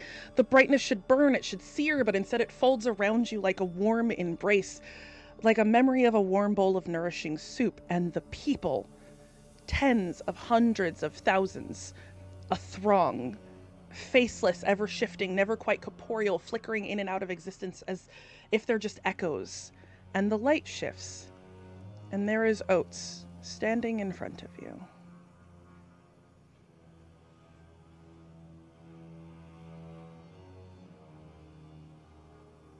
Do I recall that we were just going to bed? Yes. Wasn't I just asleep? Why are you here? Where are we? Hi, Opal. I don't know. I'm not sure. No, I thought you'd know. I mean, Why would you you think I look know? awake, so maybe you would have information. But then I'm again, a little awake. I feel awake. okay. Okay. Where are we? First of all, I'm glad it's you here. Second of all, I'm super stoked that it isn't like Black Ica and we're dying. Those two things. Yeah, this doesn't look bad, but because of that, I don't like that either. I hope you don't die again. Again? It happened more than once? Consecutively, yeah. Oh, Yeah. Anyway, that's not here and that's not now. So, like how many times, Oats? lots of Oh, times. gods. Okay. Well, I'm glad that's Yeah. not this. Yeah, that's not this. Like when that happened, it was a whole different thing. Wait, It hold was on. like- Can I pinch Oats on the arm? As you go to pinch Oats, your hand almost sort of wafts through him. Like he's not quite corporeal and you're not quite corporeal. What is happening? Can I pinch her? Same thing. And it's about at this moment that you both see a woman walking through the crowd. She's like a bright, warm, radiant light. People seem to be in worship or in awe. The presence of this woman is golden, gentle, almost like the warmth of the first rays of morning light or the last glow of embers in the darkness. Never blinding or burning, but embracing, and her skin, it gleams like sunlit bronze. Her eyes shifting between a dawn's fire and a dusk's glow, and her hair is woven from pure light rolling down her back like an endless sunrise. She's wearing long robes of shifting hues, the peach of dawn, the gold of noon, and the deep blues of twilight that sort of drag behind her as she walks through the crowd of people, and her voice is layered and harmonious. Oats, can you make a perception check for me? Oh. Can I with look a- around to see what kind of city we're at? Yes. And also make that check with advantage, please, Oats. With advantage. All right. Oh, God. All right. 9. With advantage? Jesus So what I Christ. said. It It was a 10 and a nat 1. It could have Okay. been a 0. Yep. No. Yes. Correct. Opal. Yes. Give me a religion check. Religion? Religion. It is an 11. You know, looking at this person, looking at this city, that this is Cyrus, the Radiant Dawn. You are in her domain. You are in the City of Light. And Oats, you watch as Opal's form shifts and flickers, almost like it's not as attached to divinity. And it's struggling to sort of hold on to the divine of this moment. And the woman begins to speak. My children, I have tried to reach you. But not all light can find its way through the dark. Opal, you hear these words as the warmth suddenly feels heavy, like it's pressing into you. But before you can move, the vision shatters, and Oats, you watch as Opal flickers out. Can I try to bolster her? Is there anything that I can do through, like, my divine powers to, like, keep her here? How would you like to do that? I think that I have the ability to, like, remove curses and diseases, and I'm going to try to use as much of, like, my, like, physical... I'm going to try to use as much of my lay on hands or, like, the removal of any sort of negativity as I can with it. Even if it doesn't work, I'm going to burn the charges. As the last flickers sort of switch on and off, like you're flicking a light switch incredibly quickly, you watch as Opal stabilizes in this space with you. I'm like, oh no. I touch her shoulder. I'm like, I can't do this alone. What is this? I don't know. Opal, you can feel his touch on your shoulder, and Oats, there is a solidness. You're not just passing through her like you did before. Okay, I'm gonna keep my hand there. The voice continues to both of you. You are not alone.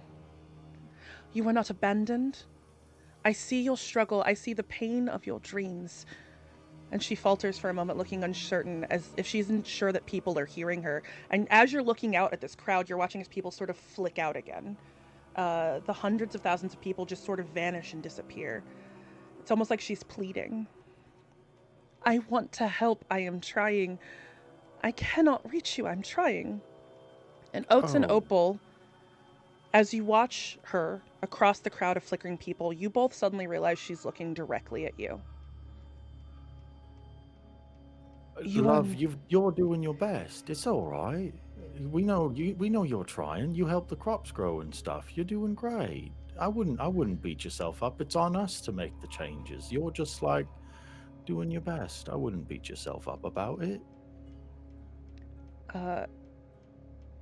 She looks at you, both of you, and says very softly, I wish I could hear you, but know that you are not alone. No. And Oats and Opal, as you look down at your hands, the flickering and shifting comes back, and the light almost goes bright white hot and presses in on you as you both feel this vision shatter. And I think there is a really good time to go to break. We'll see you guys in about 10 minutes. Bye-bye.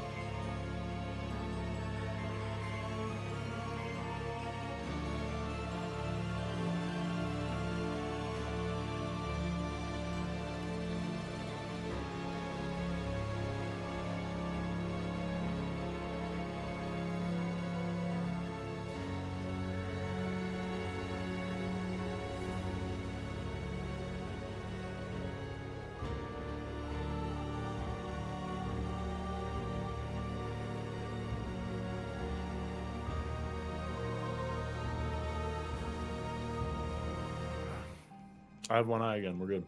And we're back.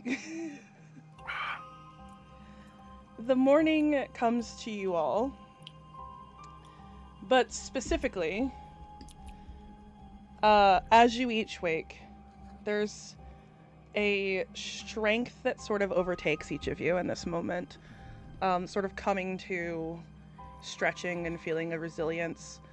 As while you slept, each of you were sort of empowered a little bit. You got a little stronger. Oats, Naroop, and Aurora, each of you may level up in whichever class you would like. Oats, if you would like to make that switch, you may. Thank you. But specifically Opal, as you wake, you notice there is a more fixed, divine sort of touch to you, as your level specifically will be in Cleric, with the amplification of Oats having sort of connected you more directly to your god. Look, he did it! It's not my fault! Just giving Tali fuel. And you guys also have the same 10 temporary hit points as you wake in the Lavender Tower. Also, Aurora, did you go Sorcerer or Bard for your next level? I went Sorcerer. Naroop, what about you? I took another level in Ranger because I didn't really feel like I went anywhere else other than just continue down this route. Totally valid. And did anyone roll their hit points? What did we roll? Oh shit. Yeah, you get more hit points because you needed more of those. Right. Remind me again. It's been a little bit since we rolled our hit points. It's just the next hit die for that, correct? Yes. Okay, then I So rolled whatever an 8. you're So. cool. So you get 8 more hit points. Fuck yeah. Yeah.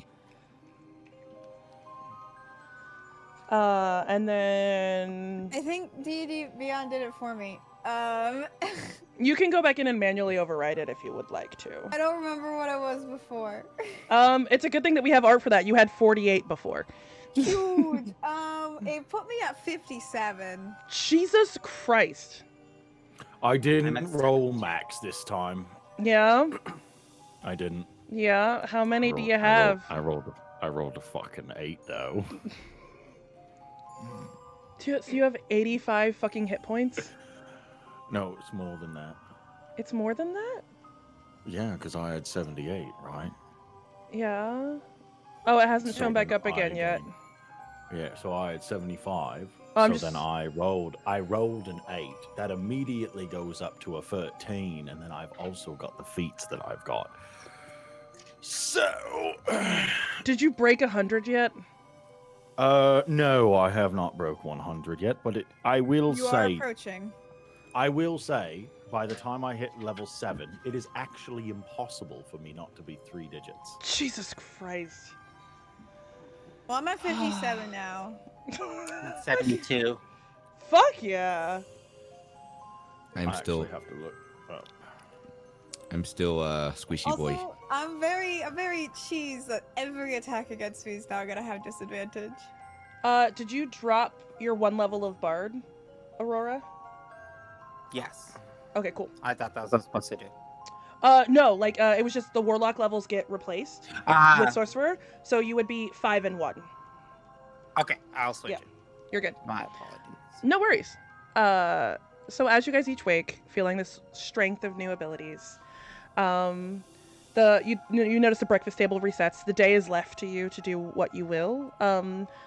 Maggie is not down here, but you sort of hear the scuffling upstairs, so you would gather that she is upstairs should you want to go speak to her. But what would you like to do for the day?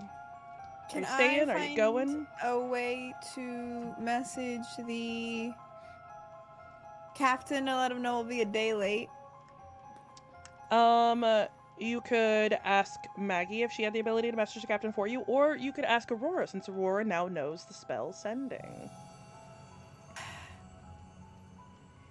Oh, also, Opal, when you wake, the other thing you would notice is that at your feet there is a large fluffy orange cat. It slept in your bed with you. Today is so good. I think, GM, if I may, Yes. could the gold within her, like her kintsugi, can it just be the slightest bit shinier Oh, when she absolutely. wakes up? It almost, in the light, it has like a sparkle to it that it didn't have before. I'm so pretty. That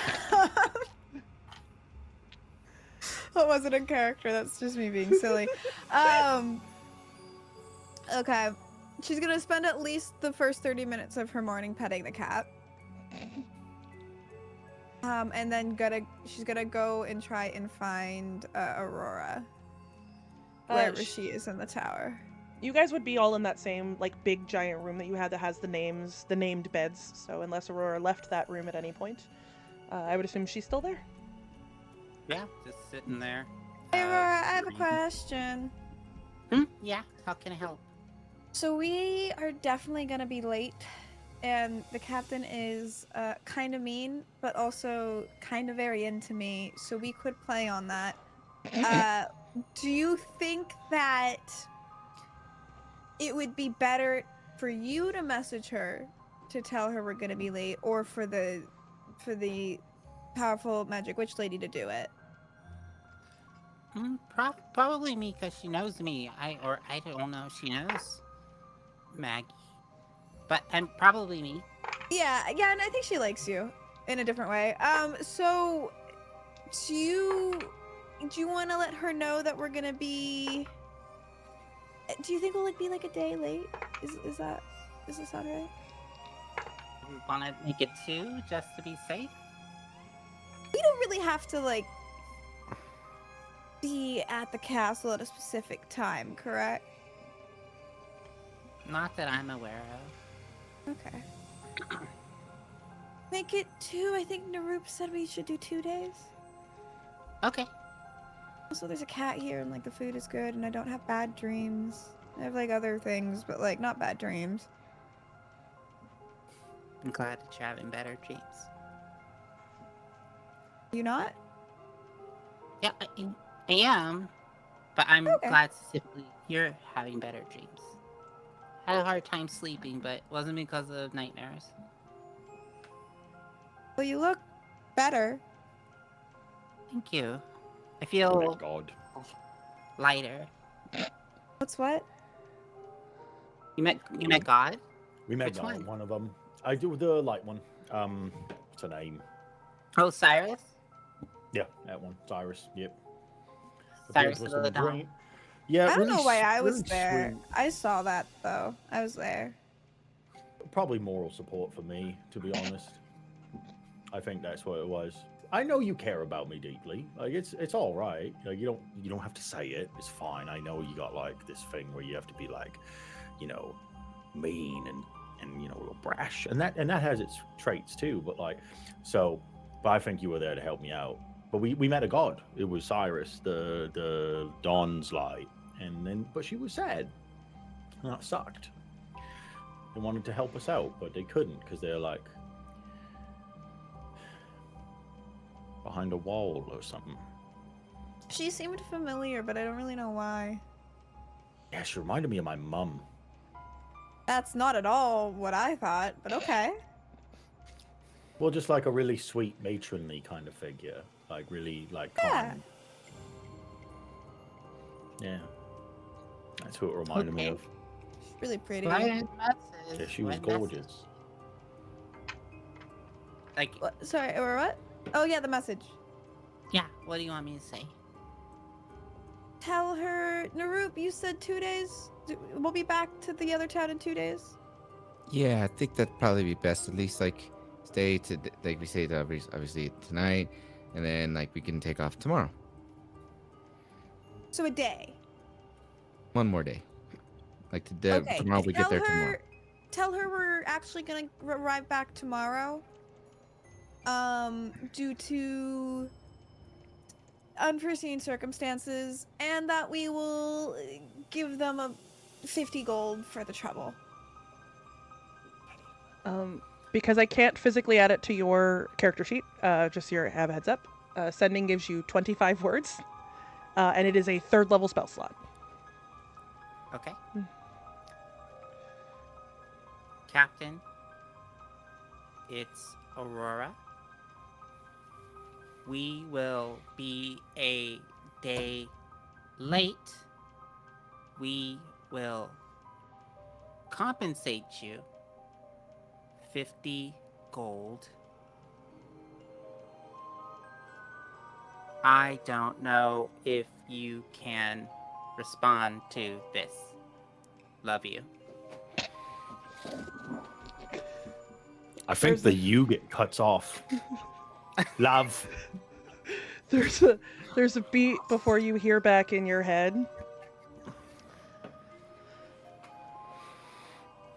I think that's how the spell works.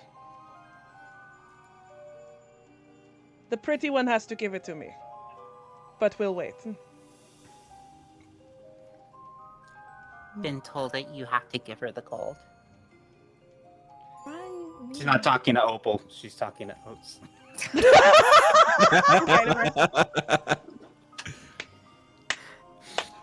Yeah, that makes sense. Why? What did she say? She said the pretty one has to give it to her. Oh yeah, it's gotta be me. Obviously. Oh, Opal's gonna like start to like raise her hand and go like. Yeah, it makes sense. That tracks here. Is there anything you would like to do for your day stay at the tower, since you're staying at the tower an extra night?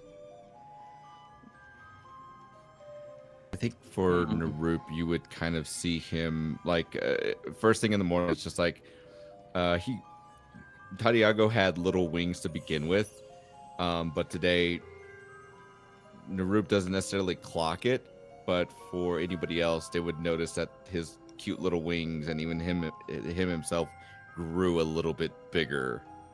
So yeah. You would also notice on his scales, they're just a bit more...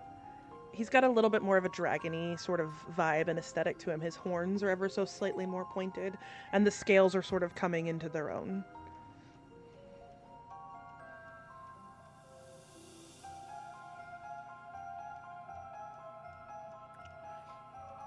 Can I read books on gods while I'm here? Yeah. You can read books on gods while you're here. Is there anything specifically that you're looking for? Or... The god that Oats said? Cyrus the Radiant Dawn. Yeah. Yeah, you're able to find a couple of books about Cyrus. The information that you find is that she is the older of the 2 twins.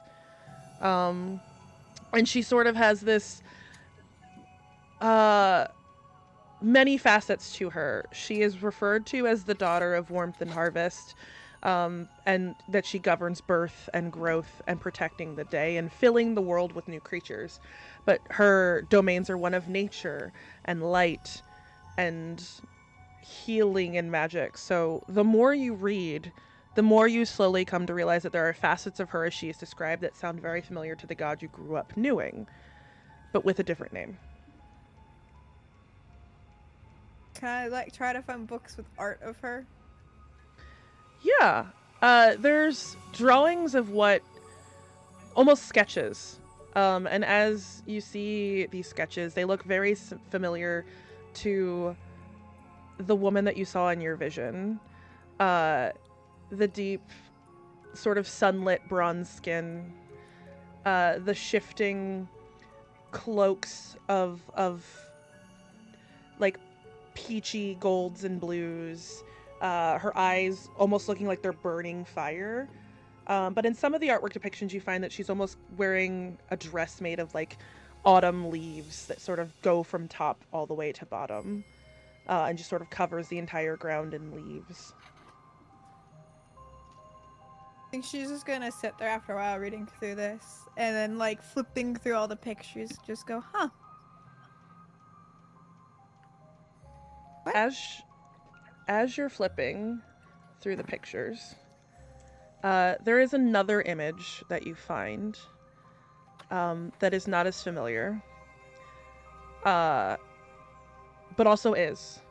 It's a darker figure, with bright golden eyes. Her skin almost looks like a star-speckled void in the drawing, and she's wearing robes that look like they're dark, but there's little glimmers of starlight sort of stitched into them. And her hair is sort of like a rolling black tide with a silver crown and a silver crescent sort of tattooed on the cheek.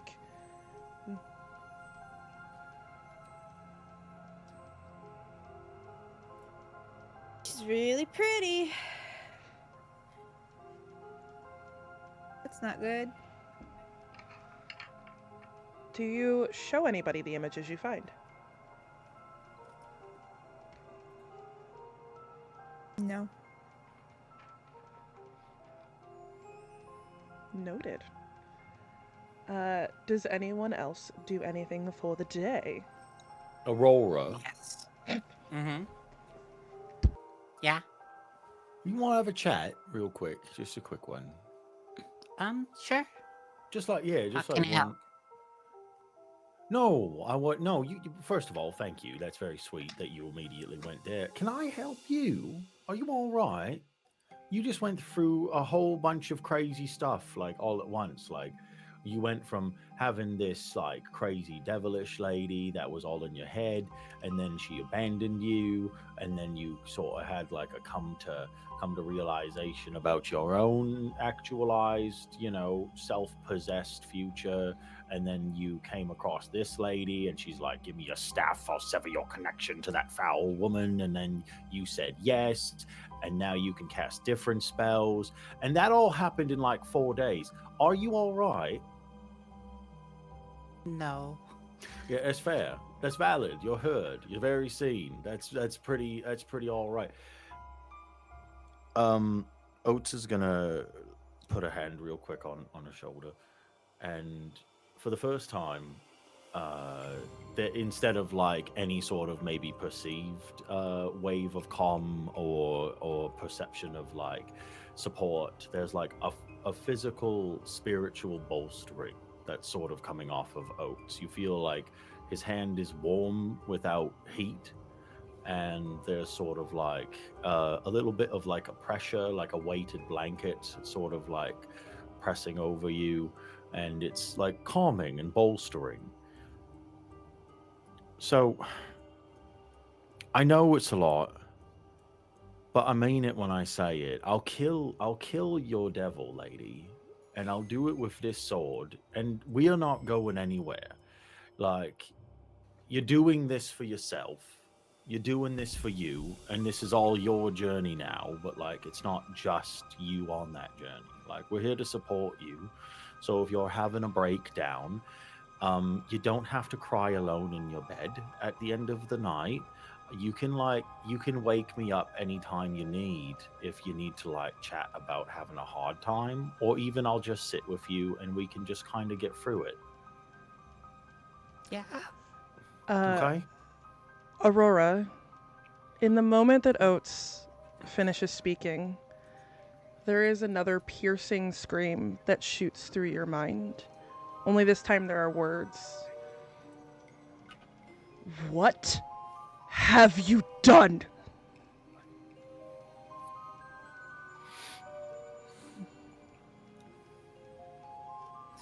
You lied to me.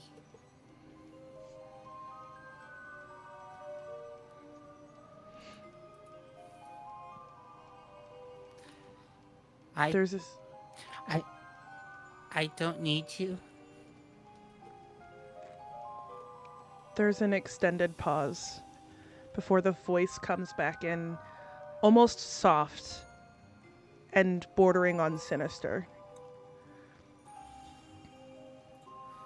I will come to collect disobedient toys.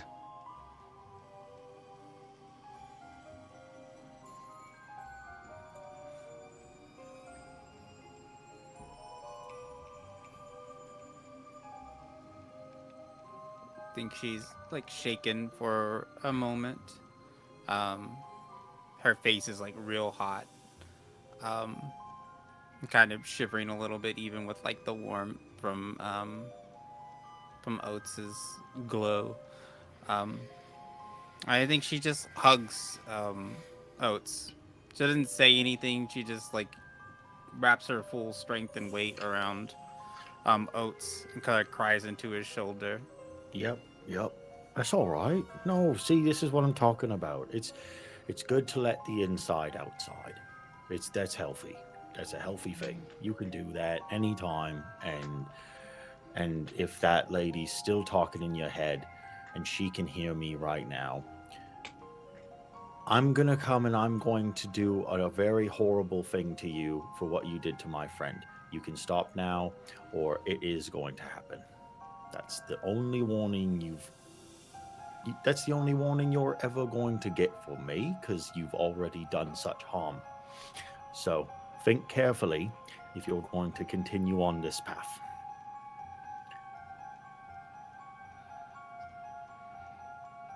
It's around the middle of the day when Maggie comes down from the upper stairs to just sort of check in on you all. And just sort of peeks in. I hope you slept well. I'm assuming you need to get back to Swanford tomorrow? I wouldn't advise going through Goose Crossing. I sort of peeked in and they're very upset about missing their sacrifice this year. There is a sea beast, if it's anything, as they call it. It's rude. Her name is Aurelia. She's one of Vesper's last remaining great beasts. She would leave them alone if they'd stop sending boats near her territory. But I must admit, their plan of surrounding the isle with cursed diamond statues is effective, if terrifying for the tards who will wake beneath the water. I have theories on how to help them if I can feel the end coming, but that doesn't feel like a problem for now.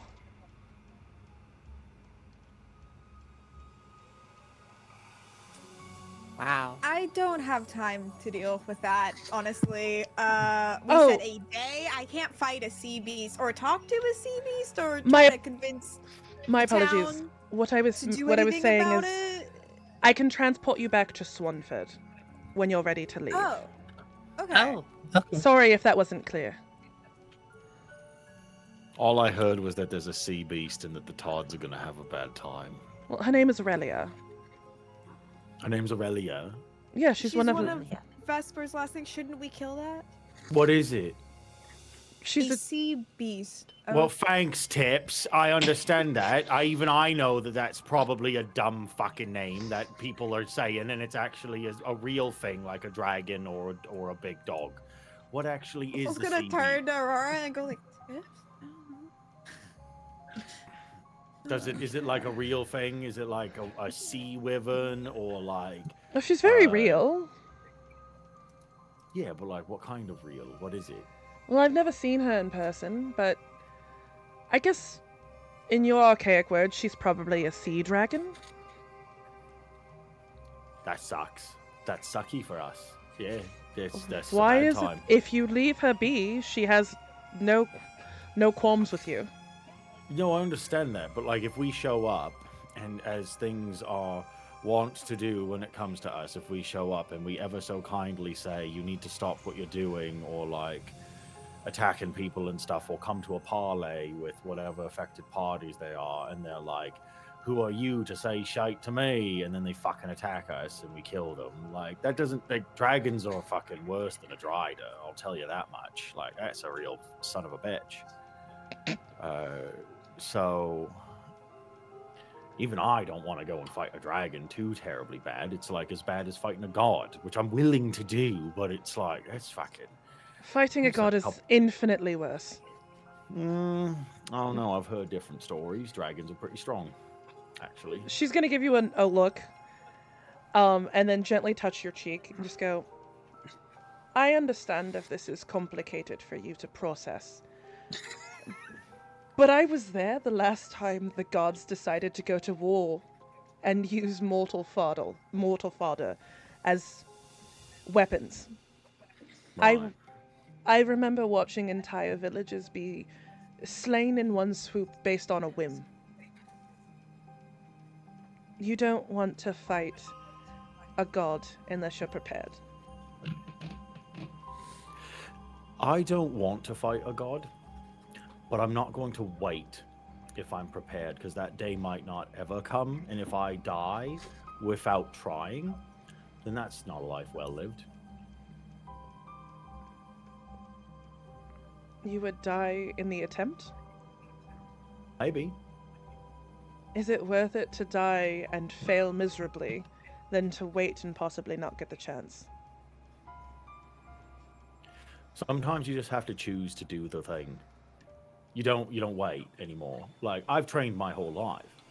Listen, you have the leverage and the privilege of living for thousands of years and preparing and sitting up in your tower and learning all these spells, and that's wonderful, and I'm sure that makes you a very incredibly powerful being. But I did not start my journey until I was about halfway through my very scant human existence. So no, I'm not going to wait. I am going to be good enough when the time comes, or I will die. And if that is something that inspires others, or something that will, create a lesson to be learned, then so be it. She sort of runs her hand on the side of your face and touches the edge of the eye patch. Do you want it back? Nope. Was it also a lesson? It was. Don't step on rakes. That feels like a silly reason to lose an eye. Haven't stepped on a rake since. Wouldn't it be better to have both eyes at your disposal? I make do with all of the decisions that I've made through my life. I don't like turning back the clock. I don't think it's right. The choice is yours, but should you change your mind before you leave, sometimes it's fun to grant a little wish. And she'll pull her hand from your face and sort of walk away.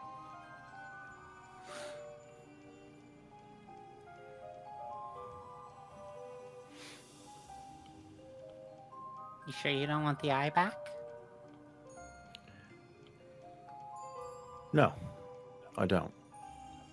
I think it makes me look rugged and handsome, actually. It does make you look rugged and handsome.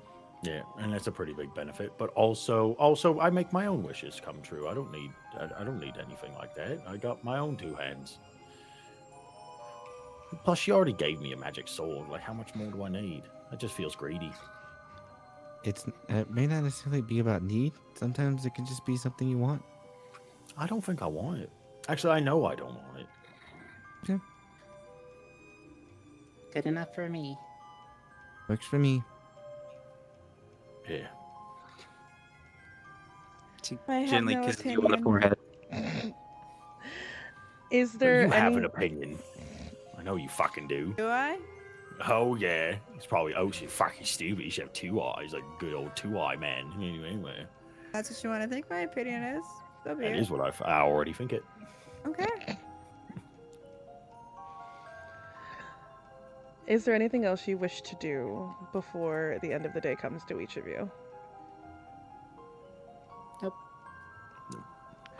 Another night is spent in the tower. As each of you head to sleep,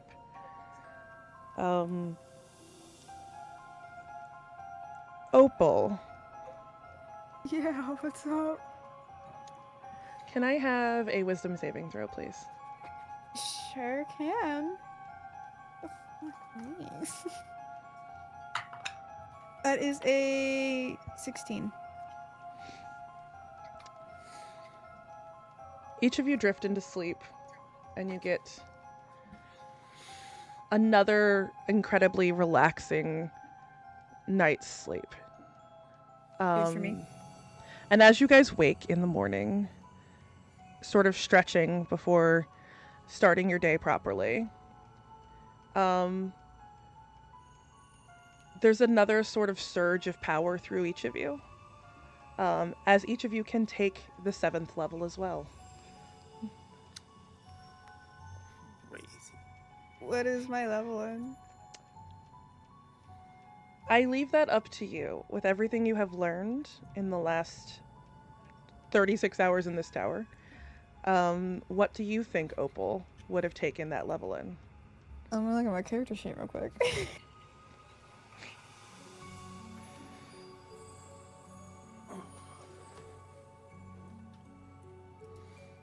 Don't wait for me. Just as a heads up. Oh, you're good. You're good. Does everyone else know what they're going to take their level in? I'm gonna assume you're taking another level of fucking paladin. You're muted. I don't care. I'm assuming you said you have a bajillion hit points now. It's fine. I said, yeah, I've got over 100 HP, baby! I'm sitting at a big fat fucking 105. Well, technically you're at 115 today because you have 10 temporary hit points. All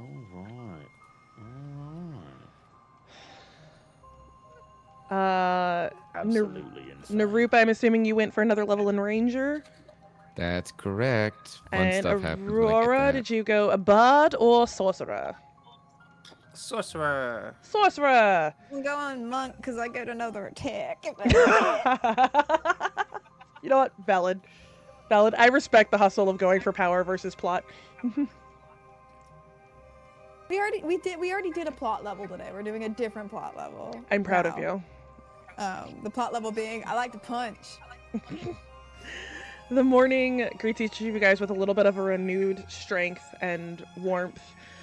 And Maggie doesn't come down to greet you, but you can hear that she's awake and sort of rustling above, waiting for you guys to come upstairs. Good morning. Good morning. Gang. I see the ministrations worked well. You look stronger than when you entered. I feel like we should stay here for about 13 more days. Or at least another 3. I need you to be fully aware. I had to dispense a lot of magic to make that happen. I don't have enough to sustain it for 13 more days. Yeah, all right, that's fair. Is there Thank you, anything madam. else? Please, no need for the formalities. You may call me Maggie. Thank you, Maggie. Thanks, Mags.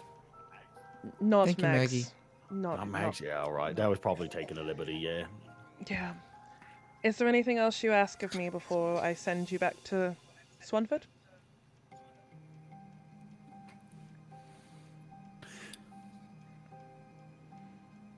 Taylor ham and cheese. God You know where damn I it. could? Do you know where I could get one? I haven't left this tower in over 1,000 years. Yeah, but like you scry and stuff. I know that. I don't scry on sandwiches. You don't scry on. Well, you're doing it wrong then. It's fine. Hey, listen, if you don't know, you don't know. That's fine. I don't either. We're basically the same. You're aware that I'm an incredibly powerful mage, right? And you could we're ask not me for powerful. any number of boons or things or anything like that, and you ask me for a sandwich. It's a real special sandwich. And I also don't. I think you've given us enough. I appreciate everything you've done for us, but like I'm craving one of them sandwiches, like something fierce. I don't know where you can find a fancy sandwich. It's actually not that fancy. It's kind of greasy, gnarly. Scrambled eggs on top, side of a Kaiser roll, all buttered up. Stick some French fries in there. Yeah. You know, when you put it like that, that does sound amazing. No, seriously, with like a little bit of like whole grain mustard in there too, just a little bit of that, like a little bit of aioli. Yeah, that's what I'm talking about. You'll Some hot hear sauce. you'll hear a little bit of a deeper what is it? A deeper growl, if you will, as Tadiago comes out, but he's a little bit bigger than he was yesterday, and his wings have grown out a bit more. It almost looks like the wings can now sustain flying at this point. Make an insight check. I'm gonna say the DC is 12. For who? Naroop. Right. That's a 2 on the die, so I think I fail. You do. I will keep that to myself then. It's about this time that you notice, looking down, that she's drawn the beginnings of a teleportation circle. But there's like one little section that isn't sort of drawn in.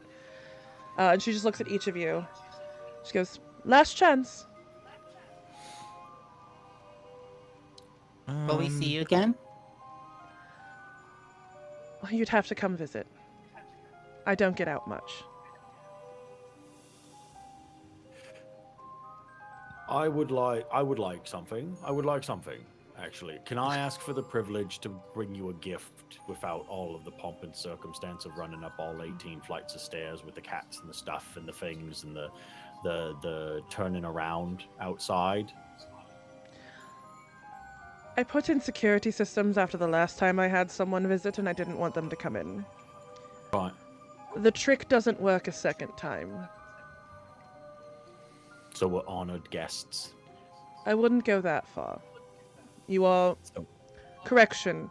You specifically are a tolerated guest. I'll wear you down. I grow on you.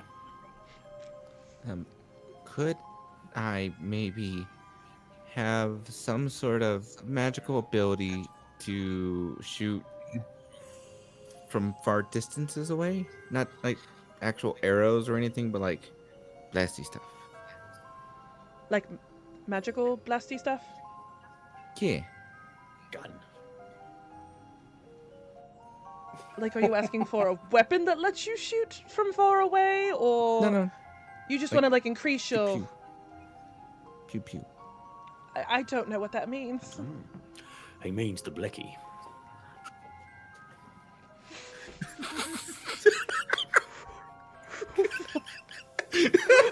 Aaron, the way you say it, it sounds like a slur. It really does. What? It's not. What the fuck? I feel wrong. I feel wrong. Oh God, why did that feel awful? What? Just the way you said it had me dying. The blicky. I think I have to call the police. Yeah, you I know, get but, he's got the heater. No, That's what he's you Canadian. We gotta call the Mounties. want. Don't call the Mounties on me. They're the worst. we gotta go talk. Give him a high talking about. He's got to apologize. Don't do that. That's worse. That's worse than what I did. No, it's not. I appreciate you for that, though, Aaron. Justin, above table. What the fuck do you want from this lady? Oh yeah, no, I was just asking for it. What is it? I think there's a warlock type feat that I can that he's asking for. Oh, you want a feat? You Yeah, wanna? pretty much. You want a feat? You want a free fee? Yeah. Dude, Hey, got you asked boot it. Like the You feat can where easily you just have tell to me be no. like Shoot a for level than Shoot for warlock the or stars. something. Yeah, pretty much. Okay. I'm gonna Listen, say, you can ask for this.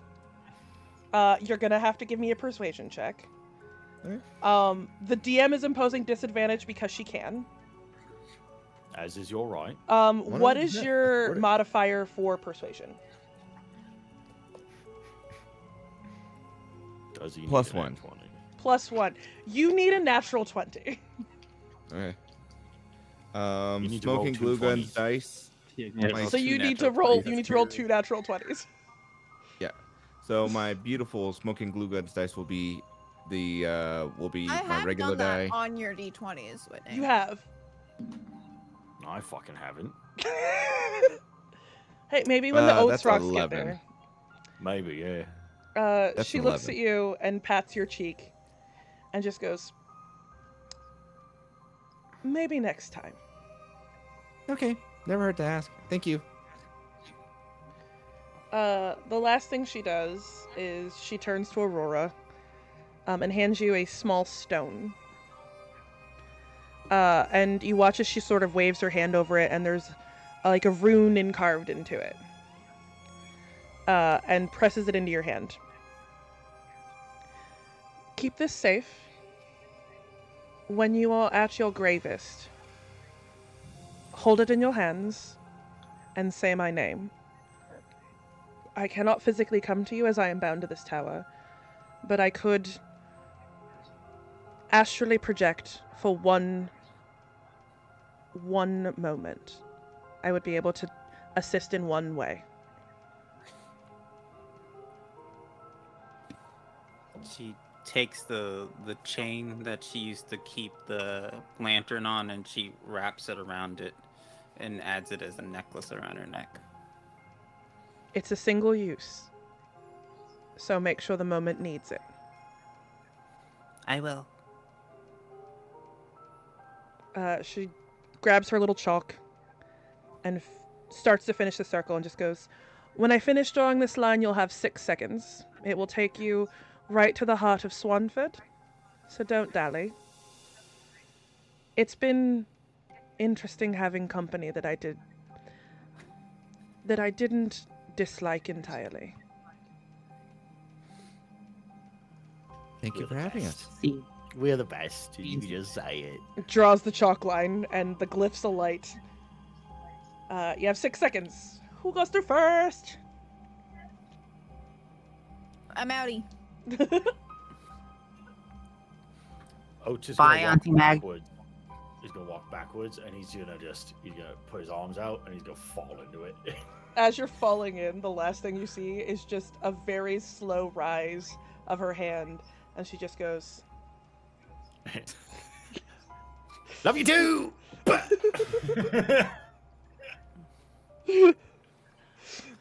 I'm allowed to make things canon in Athium too. The middle finger is canon. Yeah, it is. Fuck yeah. Cannon everywhere. You guys fall into this teleportation circle and are ripped through just sort of like a magical sort of connecting space and land in the dead center of Swanford, just outside of the inn, where in front of you is a very large charred wicker man. Less people milling about, but still people wandering to and fro. Okay. Well, we should get back to the boat, right? Think so. No, we have to get you a staff first. Yeah, that's right. Right. Yeah. So Okay. I'm gonna look for a store that would sell us staff. Give me an investigation check. Okay, I'm probably into the really good at those. Staff store. About to say, could we assist in that? Yeah, I'll let you assist. Cool. I 10. shouldn't. As you are looking around, you're not able to find a store that sells staffs per se, but as you're walking, you do notice underneath of a tree just a real big stick. I'm Ooh, a gonna stick! grab it. Oh man, you just don't find sticks like this anywhere. It's about Stick Nation would love this. It's about 6 feet long. It's got like a couple of sort of gnarled, twisted roots coming off the edge of it. But like just above, around like the 4.5 foot mark, there's sort of a almost comfortable place where you could put your hand. I don't. Can I do something that I'm technically not able to do, but kind of can? Pitch me, and we'll see where we go from there. Channel divinity, because to me, like, my god is a nature god. Okay, I'm following. Can I make this stick more nature, like moss growing off of it, and like I hold it, and like from my hands life grows and it becomes flowery, and it's like a constant. It's pretty. I make it pretty with god power. As you're holding this staff, before you pass it to Aurora, there is almost, it feels like wrapping around your shoulders, a hug from like, it reminds you of your mother when you were very small, and she would sort of hug you from behind. And blossoming from your hand, sparkling through the kintsugi, there's almost matching kintsugi line work all around the edges of the staff that mimic yours. And on the gnarled roots, it blossoms small little white flowers with moss, twisting up and almost curving like a shepherd's crook, dangling with little flowers and leaves and embellishments all the way down the staff. Okay, now we can go to the ship. Here you go, Aurora. Thank you. I'm just gonna hug Opal. Oh, You're so okay. nice to me. I'm sorry. You're just really strong and big. Oh. Thank you for being my friend, Opal. Yeah. As you guys Really. as you guys approach the ship, you're able to see the familiar people from the ship sort of sitting on Rowan's like hanging out playing cards on deck with the other ship person name who I can't remember right now. And Talindra is sitting on the edge, sort of like swinging her feet, like leaning back, sort of basking in the sunlight, and just enjoying a day, sort of vibing. I hate to interrupt your sunbathing, but we're ready to go whenever you are. I thought I had another day. You could still take the day. You don't. You could still take the day. Could, but you shouldn't. If you're Uh, going. She takes a peek at Oats and just goes, "Well, that's new." What? It's very shiny. Your sword. What about it? I was just noting that it looked new, and you don't Yeah, it's have a a good lot. sword. You don't have a lot of money, so I'm curious how you got a giant fancy magic. Never mind. People know like people. me. People like me and they give me nice things. That's what. That's what it is. Not everybody's super mean to me, and I was really nice to a witch lady, and she gave me a super powerful sword because I'm the best. Do you went to the witch? Yeah, we went to the witch, and she taught us about gods and about dragons, and she gave me a cool magical sword, and she likes me, Wait, and she's is nice. She's fucking real? First of all, real. Second of all, mean but not as mean as you. Third of all, she basically told us that we're her best friends. She's just gonna look over at Opal. Is that the face Opal's making? Yeah. She's gonna lean over her shoulder and look at Rowan specifically, who just gives her a look like, "Be nice." And then she turns back. It just goes, "I am glad you had a lovely time." Insight. Just make an insight check. That's a 15 total. Well, it's a 17 on the die. Let me double check her thingy. Does she get disadvantage because she's been mean to me forever and I don't fucking believe her? Well, the disadvantage is an 18, so it's still a 17. Oh, I know I have a thingy for her. Hold on. Where is she? I If don't. it's 17 on the die, it beats his Yeah, it's 15. gonna be Yeah, it's gonna be your Doesn't matter. 15. Yeah, unless it's a negative and she doesn't have a negative to it. She doesn't have a negative to deception. So yeah, she just looks at you and you're like, in this moment, she's being genuine.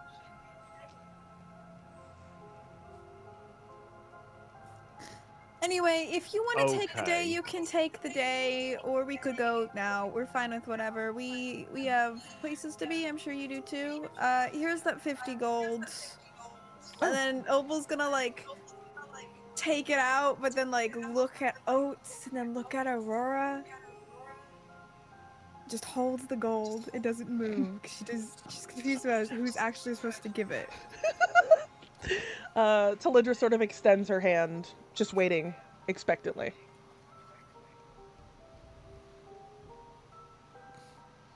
Oh, do the thing. She like hits Oats. What? Gotta What? give her the gold. You gotta give her the Here. gold. All right, you can have all the gold I've got. I handle my gold. She just looks at you dumbfounded and picks out the 50 pieces and then passes it back to you. Oh, I don't have 50 pieces. You don't have 50 you don't have 50 gold? Oh, I had like 35. She's gonna give it back and then just look expectantly at Opal. What, is my money no good? Was that too much? No, You that need wasn't. silver. That was not the agreed upon amount. How much were we short by? I can't take the broke one's money. I'd feel bad. And I know the pretty one has a pile squirreled away because that's how she operates. Oh, Opal. No, Opal is very pretty. Opal's the pretty one. It was going to be one of us. That makes sense. Well, I mean, look at I her. She thought it sparkles was in the Oats. sunlight. She does She's got gold sparkle in the veins on her. She sunlight. looks awesome. Very much so. Yes. They're more sparkly than I remember them being. What did you do? Magic. A bath. Really nice bath. I did push-ups. I can smell. Okay, I hand over the 50 gold. She takes it from you and then sort of turns to Rowan and gives her like a hand motion. She goes, "If you're ready to go, we can go. Let's go."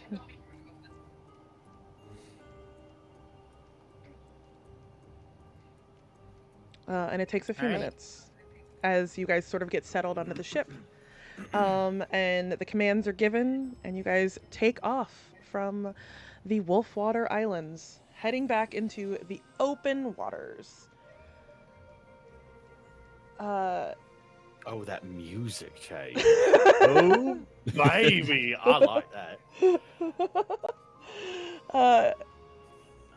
You guys push off and sort of sail out from the islands, heading north towards White Ridge. This is going to be a long journey. It will take you a very long time to get there. We will not be covering all of it, but for shits and giggles, does anyone want to give me a roll to see how, let's say, the first 3 days of travel go? That's so shitty. Wait, hold on. Did someone else say they was gonna roll? I think someone else said they was gonna roll, right? Anyone else? Did anyone else say they were gonna roll? Fantastic. I want the bad What are we roll. rolling? I need give me a d20. If it is above a 15, you have 3 easy days of, perfect, 3 easy days of sailing. No problems, no muss, no fuss, no coconuts. You also notice as you guys are sailing out of the Wolfwater Islands, you don't really have bad dreams for a few days.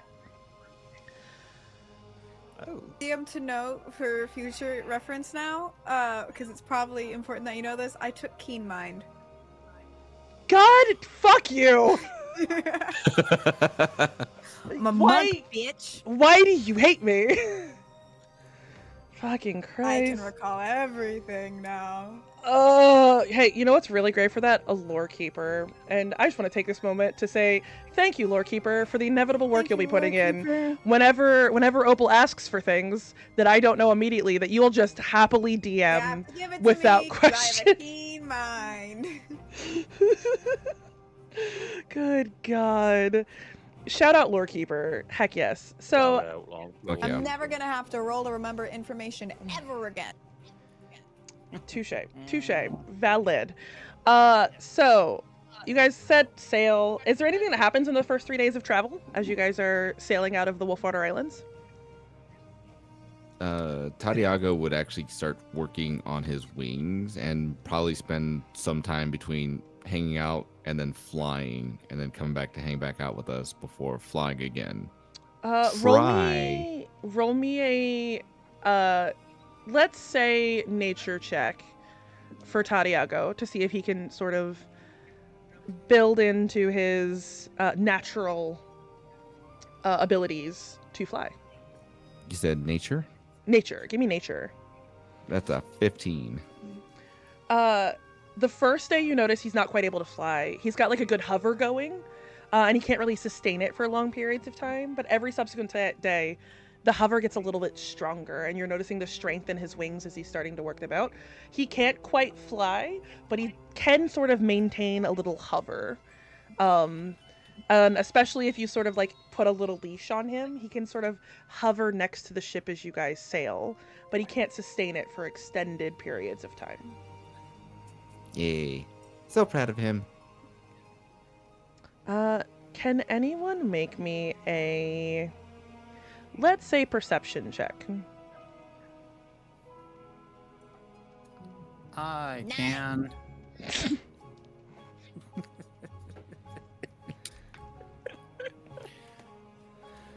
I'm busy meditating. Did you want one from everybody? If you'd like to, anyone who'd like to can make one. Fantastic. Awesome. I'm sure yours is going to be No. great, Oats. You know what? I'm going to It's a shock you. 14. Yeah? It was not great. I know that's surprising. Less than Opal's. Did anyone roll above a 12? Yeah, I 24. rolled a 14. Perfect. As you guys are sailing towards the end of day 3, you notice sort of underneath the water periodically there is like, it almost looks like a rippling like snake type creature. It doesn't come super close to the boat, but it's definitely like keeping pace with you guys as you guys sail. And the further you head, hold on, I'm shifting to a thing. Can I adjust it from here? I can't. It's fine. As you guys are sailing, you notice that, again, that rippling sort of snake in the water, but it doesn't come close, and you guys are able to have a nice, easy sailing day. Does anything else specifically happen on your first 3 days of sailing? I think Aurora would try to get Opal to teach her how to do karate and martial arts. Karate, yeah. I think she spends most of the time teaching you how to hold your fist correctly so you don't break your thumb, and that's all most of what the time. Nope, not like that. Incorrect. Okay. We'll get there eventually.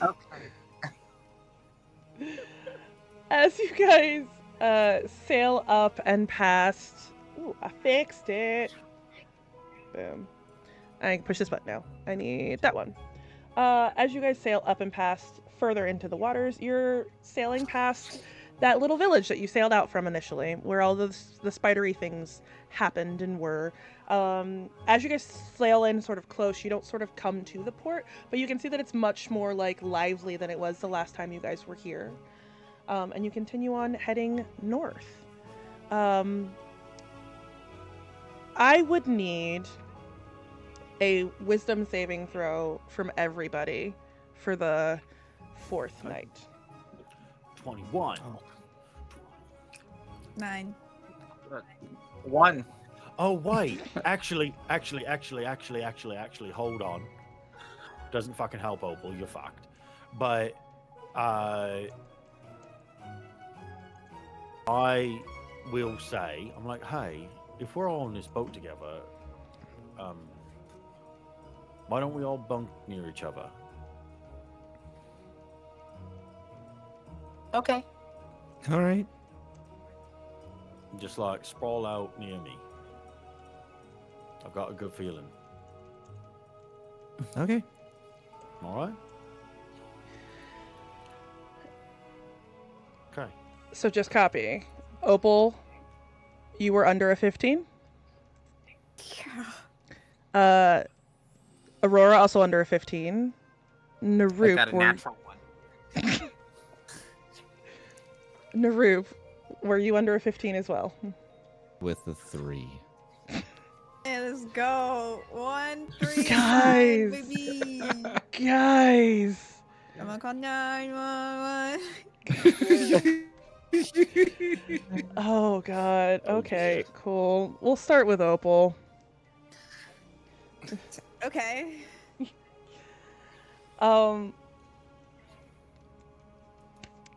You open your eyes, and it's been almost a week at this point since you have been plunged into darkness as you sleep.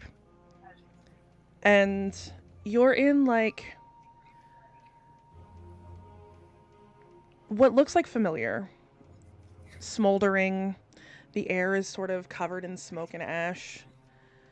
The ground around you is littered in bodies. But there's one body in particular that draws your attention. No, as you look closer, it's several. You see Aurora laying broken on the ground, holding the staff that you freshly forged her, slowly bleeding out. You see Naroop and Tadagio almost both skewered on the same long spear. And his wig and hat are sort of askew off to the side. Oh no, we became frog legs. The last person you see is... Boo. The last person you see is Oats, on his knees. Captain Narcissus' sword pushed through his chest, piercing him all the way through, sort of coming out the backside. But specifically, the blade is sort of pointing vertical.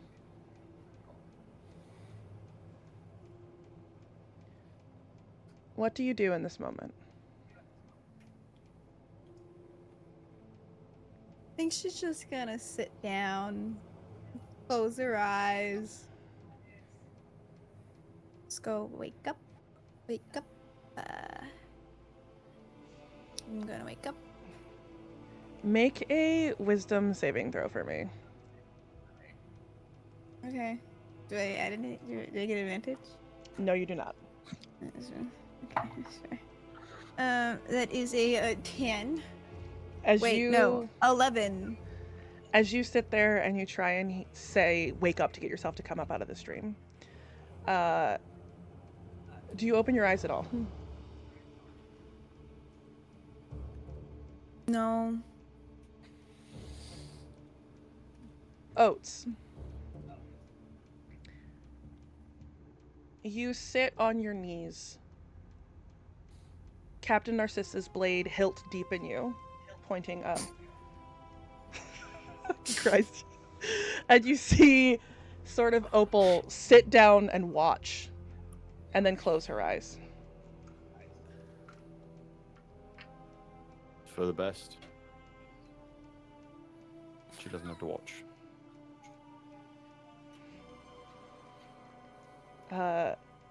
Opal, you would hear Narcissa speaking to Oats.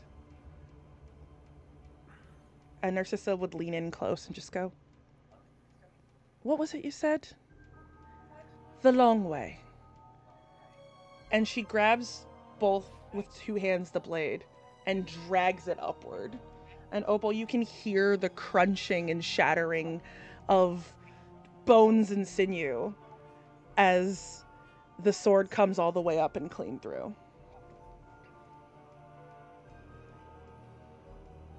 Eyes stay closed.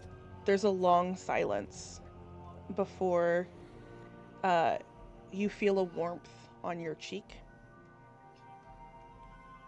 And then you wake up. Aurora! Pass.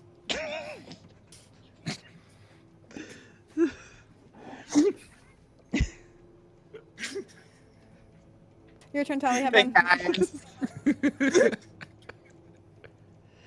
Oh god. You are thrust into a dark void. You're almost like sitting on a rock. And in front of you is this dark creature. A feminine form with eyes of gold. Her skin like a star-speckled void. A very prominent silver crescent tattooed on the cheek. Robes that are darker than the abyss but stitched with glimmers of starlight.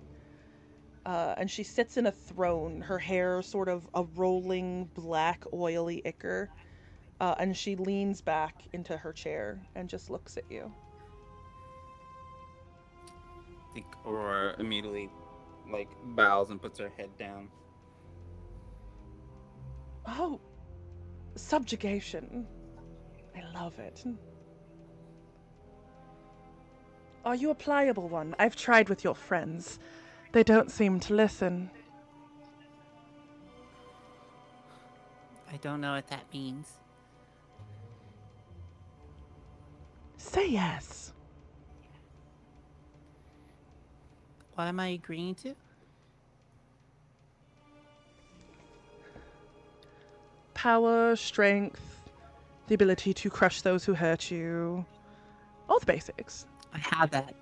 I have that already. Oh, but do Thank you? So, I do, yes. Do you think the one-eyed one with the sword will save you? Or the little frogman? Or, God forbid, the rocky one made of gold?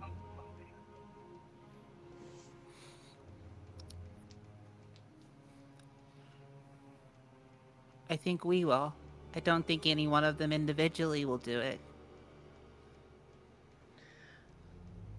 Power resides where power resides. We'll speak soon. And she leans back in the chair. Okay. Okay, nice meeting you. Naroop, what was your role?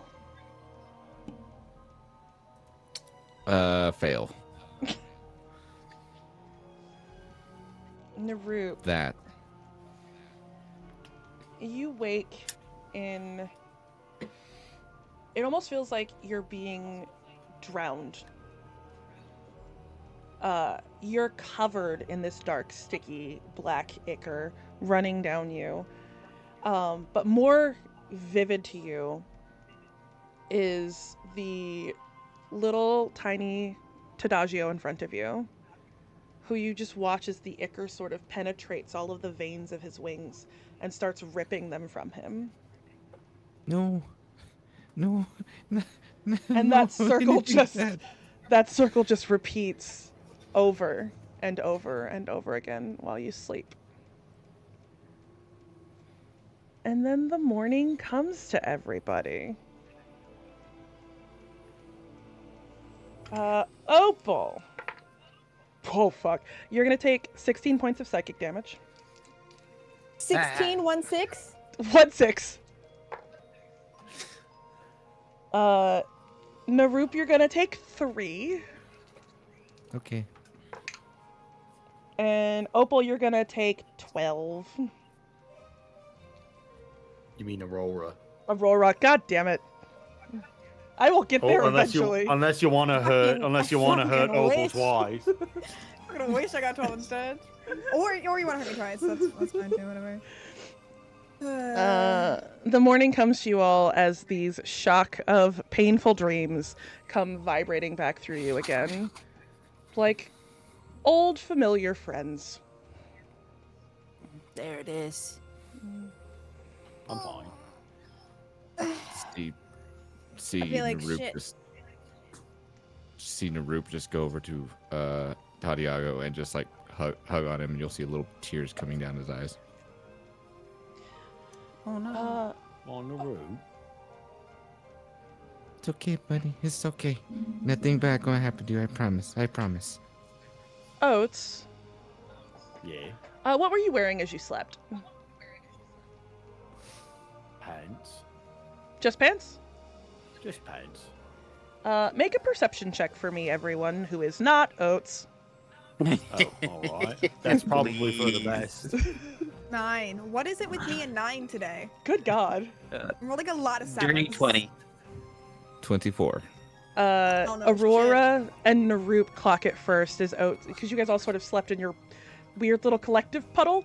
You guys notice first, Oats has a scar running from just above the belly button, almost all the way up to his throat. It doesn't look like it's a wound, but there is a very visible scarred line running up him. It's canon that it looks really rugged and cool.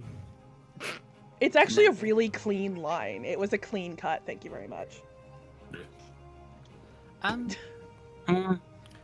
Oats. Did someone cut you the long ways? Somebody cut me a long way. Is that what that looks Yeah, you like? gotta- Oh no, it's usually far worse than that. Well, I don't think so. To be completely honest, I'm not the most self-aware individual. This could have happened at any time, really. Well, I mean, you just have a perfectly straight line cutting down the middle of your abdomen. Yeah, it could have been like a drider. I mean, if I'm honest with you, that looks like I'm gonna go someone get breakfast. Opal leaves. really did try and cut you the long way. Like that looked very intentional. Yeah, somebody might have. Question, Opal. Mm-hmm. Are you... Because you heard your friend speaking, so I'm assuming you would have eventually then clocked No, she Oh. clocked. That's why she left. Are you hiding how Opal is feeling about that in this moment? Yeah. Anyone who'd like to can roll an insight on Opal as she leaves. Inside. Opal, you can roll definitely not. persuasion or deception. You do not have to tell us which. Just tell us the number. This is all a little too much for Narup. It's a 10, so it's just 19. 18. Damn. Ooh. Beats it, but I rolled a 16. None of you clock anything wrong with Opal as she exits the room. All right, it's fine. Yeah, no, I don't know. Sometimes I don't notice that I've got scars. Like, it looks cool. I feel like you'd right? notice this. I mean, yeah, it looks cool, but I feel like you would notice this. There's literally looks like a giant scar running from your taint to your neck. From my that does look relatively fresh too. So I'm gonna look down my pants for a second. does it go Be down able to to the run all taint? the way to the tank. Damn, that actually does. That goes right down. Yeah, you're right. No, That it hits the does onion. not. No, it It does goes not. right to the onion. It does. It goes No, right it down all does the way. not. It goes It, all the do- way. it does not. It stops at your belly button. I definitely said that. It's Yeah, well. navel. It's navel to neck, bitch. Okay. Navel to neck. All right. All right. Well, So that's a brand new cut, a brand new scar all the way from the taint to your neck. from the tank, yeah. Not what I said. I don't think. Not what I said. gotta be on Naru. I gotta say, it's probably. I mean, like, let's just be honest with ourselves here. It's probably dream stuff. I don't remember it happening in mine, but like, there's precedent that like we express scars and damage from other people's dreams at this point. So it's like we're not safe even if we, don't have a nightmare ourselves. So like it would stand to reason that this probably happened in Opal's dream. Oh, that might explain why she took off so fast. Did I get cut in half in your dream? No, and Aurora, why did it you're like- happen in your dream? No, I met Vesper though. It happened I in. think Oh, Vesper. shit. Were they good looking? I'm not a good judge of that. I mean, I think everyone's beautiful. So I also when think she everyone's has- beautiful, but like, you know what I'm saying? It doesn't matter. I mean, Anyway, Opal's the one okay. that saw me get cut in half. For sure. Okay. Right. I don't know what to do about. Should we start trying to like meet up in our dreams or something? Should we buddy system maybe? Should we go to sleep holding hands and try that? Yeah, I think we should go to sleep holding hands. Yeah, all right, I'm fine with that. I mean, 100% will work. I think. Well, I mean, I don't know if that necessarily works, but I'm not opposed to it. have you tried the I mean, root? we First of all- all, we won't know. I called dibs out We on won't holding know the root unless we hand. try. Yeah, I think it should go you, and then it should go Opal, and then it should go me, and then the roof. Weird. Why would you say that, Aurora? Why would it be that specific No, order? it's You know, just if- for safety reasons. you Yeah, know? all right. It feels that would be the safest way. I would agree. if we Beautiful. if we do it in a circle, we'll be able to make a full, connecting chain of hands where we're all holding each other's hands. We could all just like climb in the same sleeping bag. Yeah, We could do still that. As we pull back from this moment,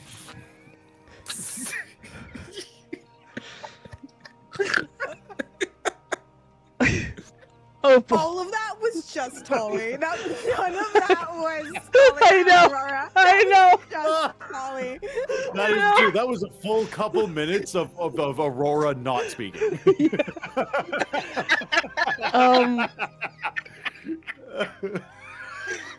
Opal.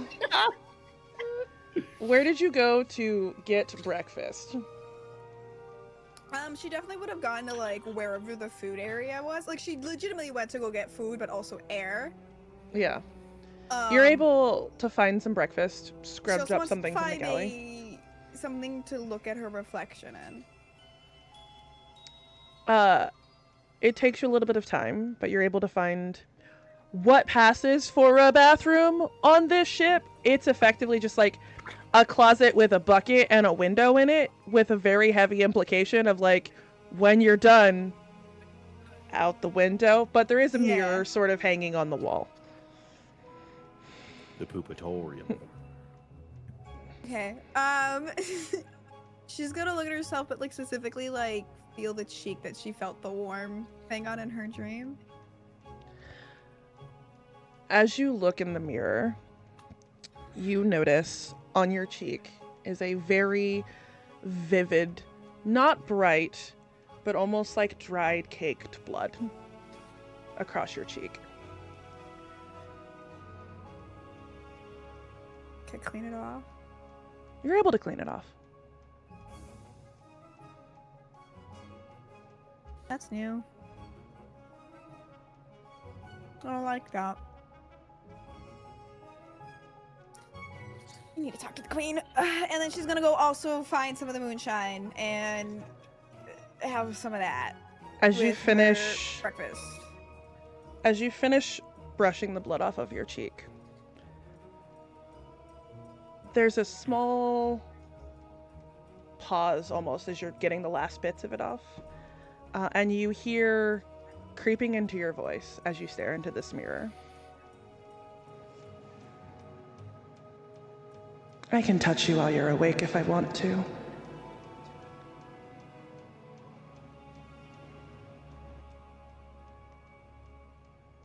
And that is where we will leave this episode. We will see you all in 2 weeks on March 28th.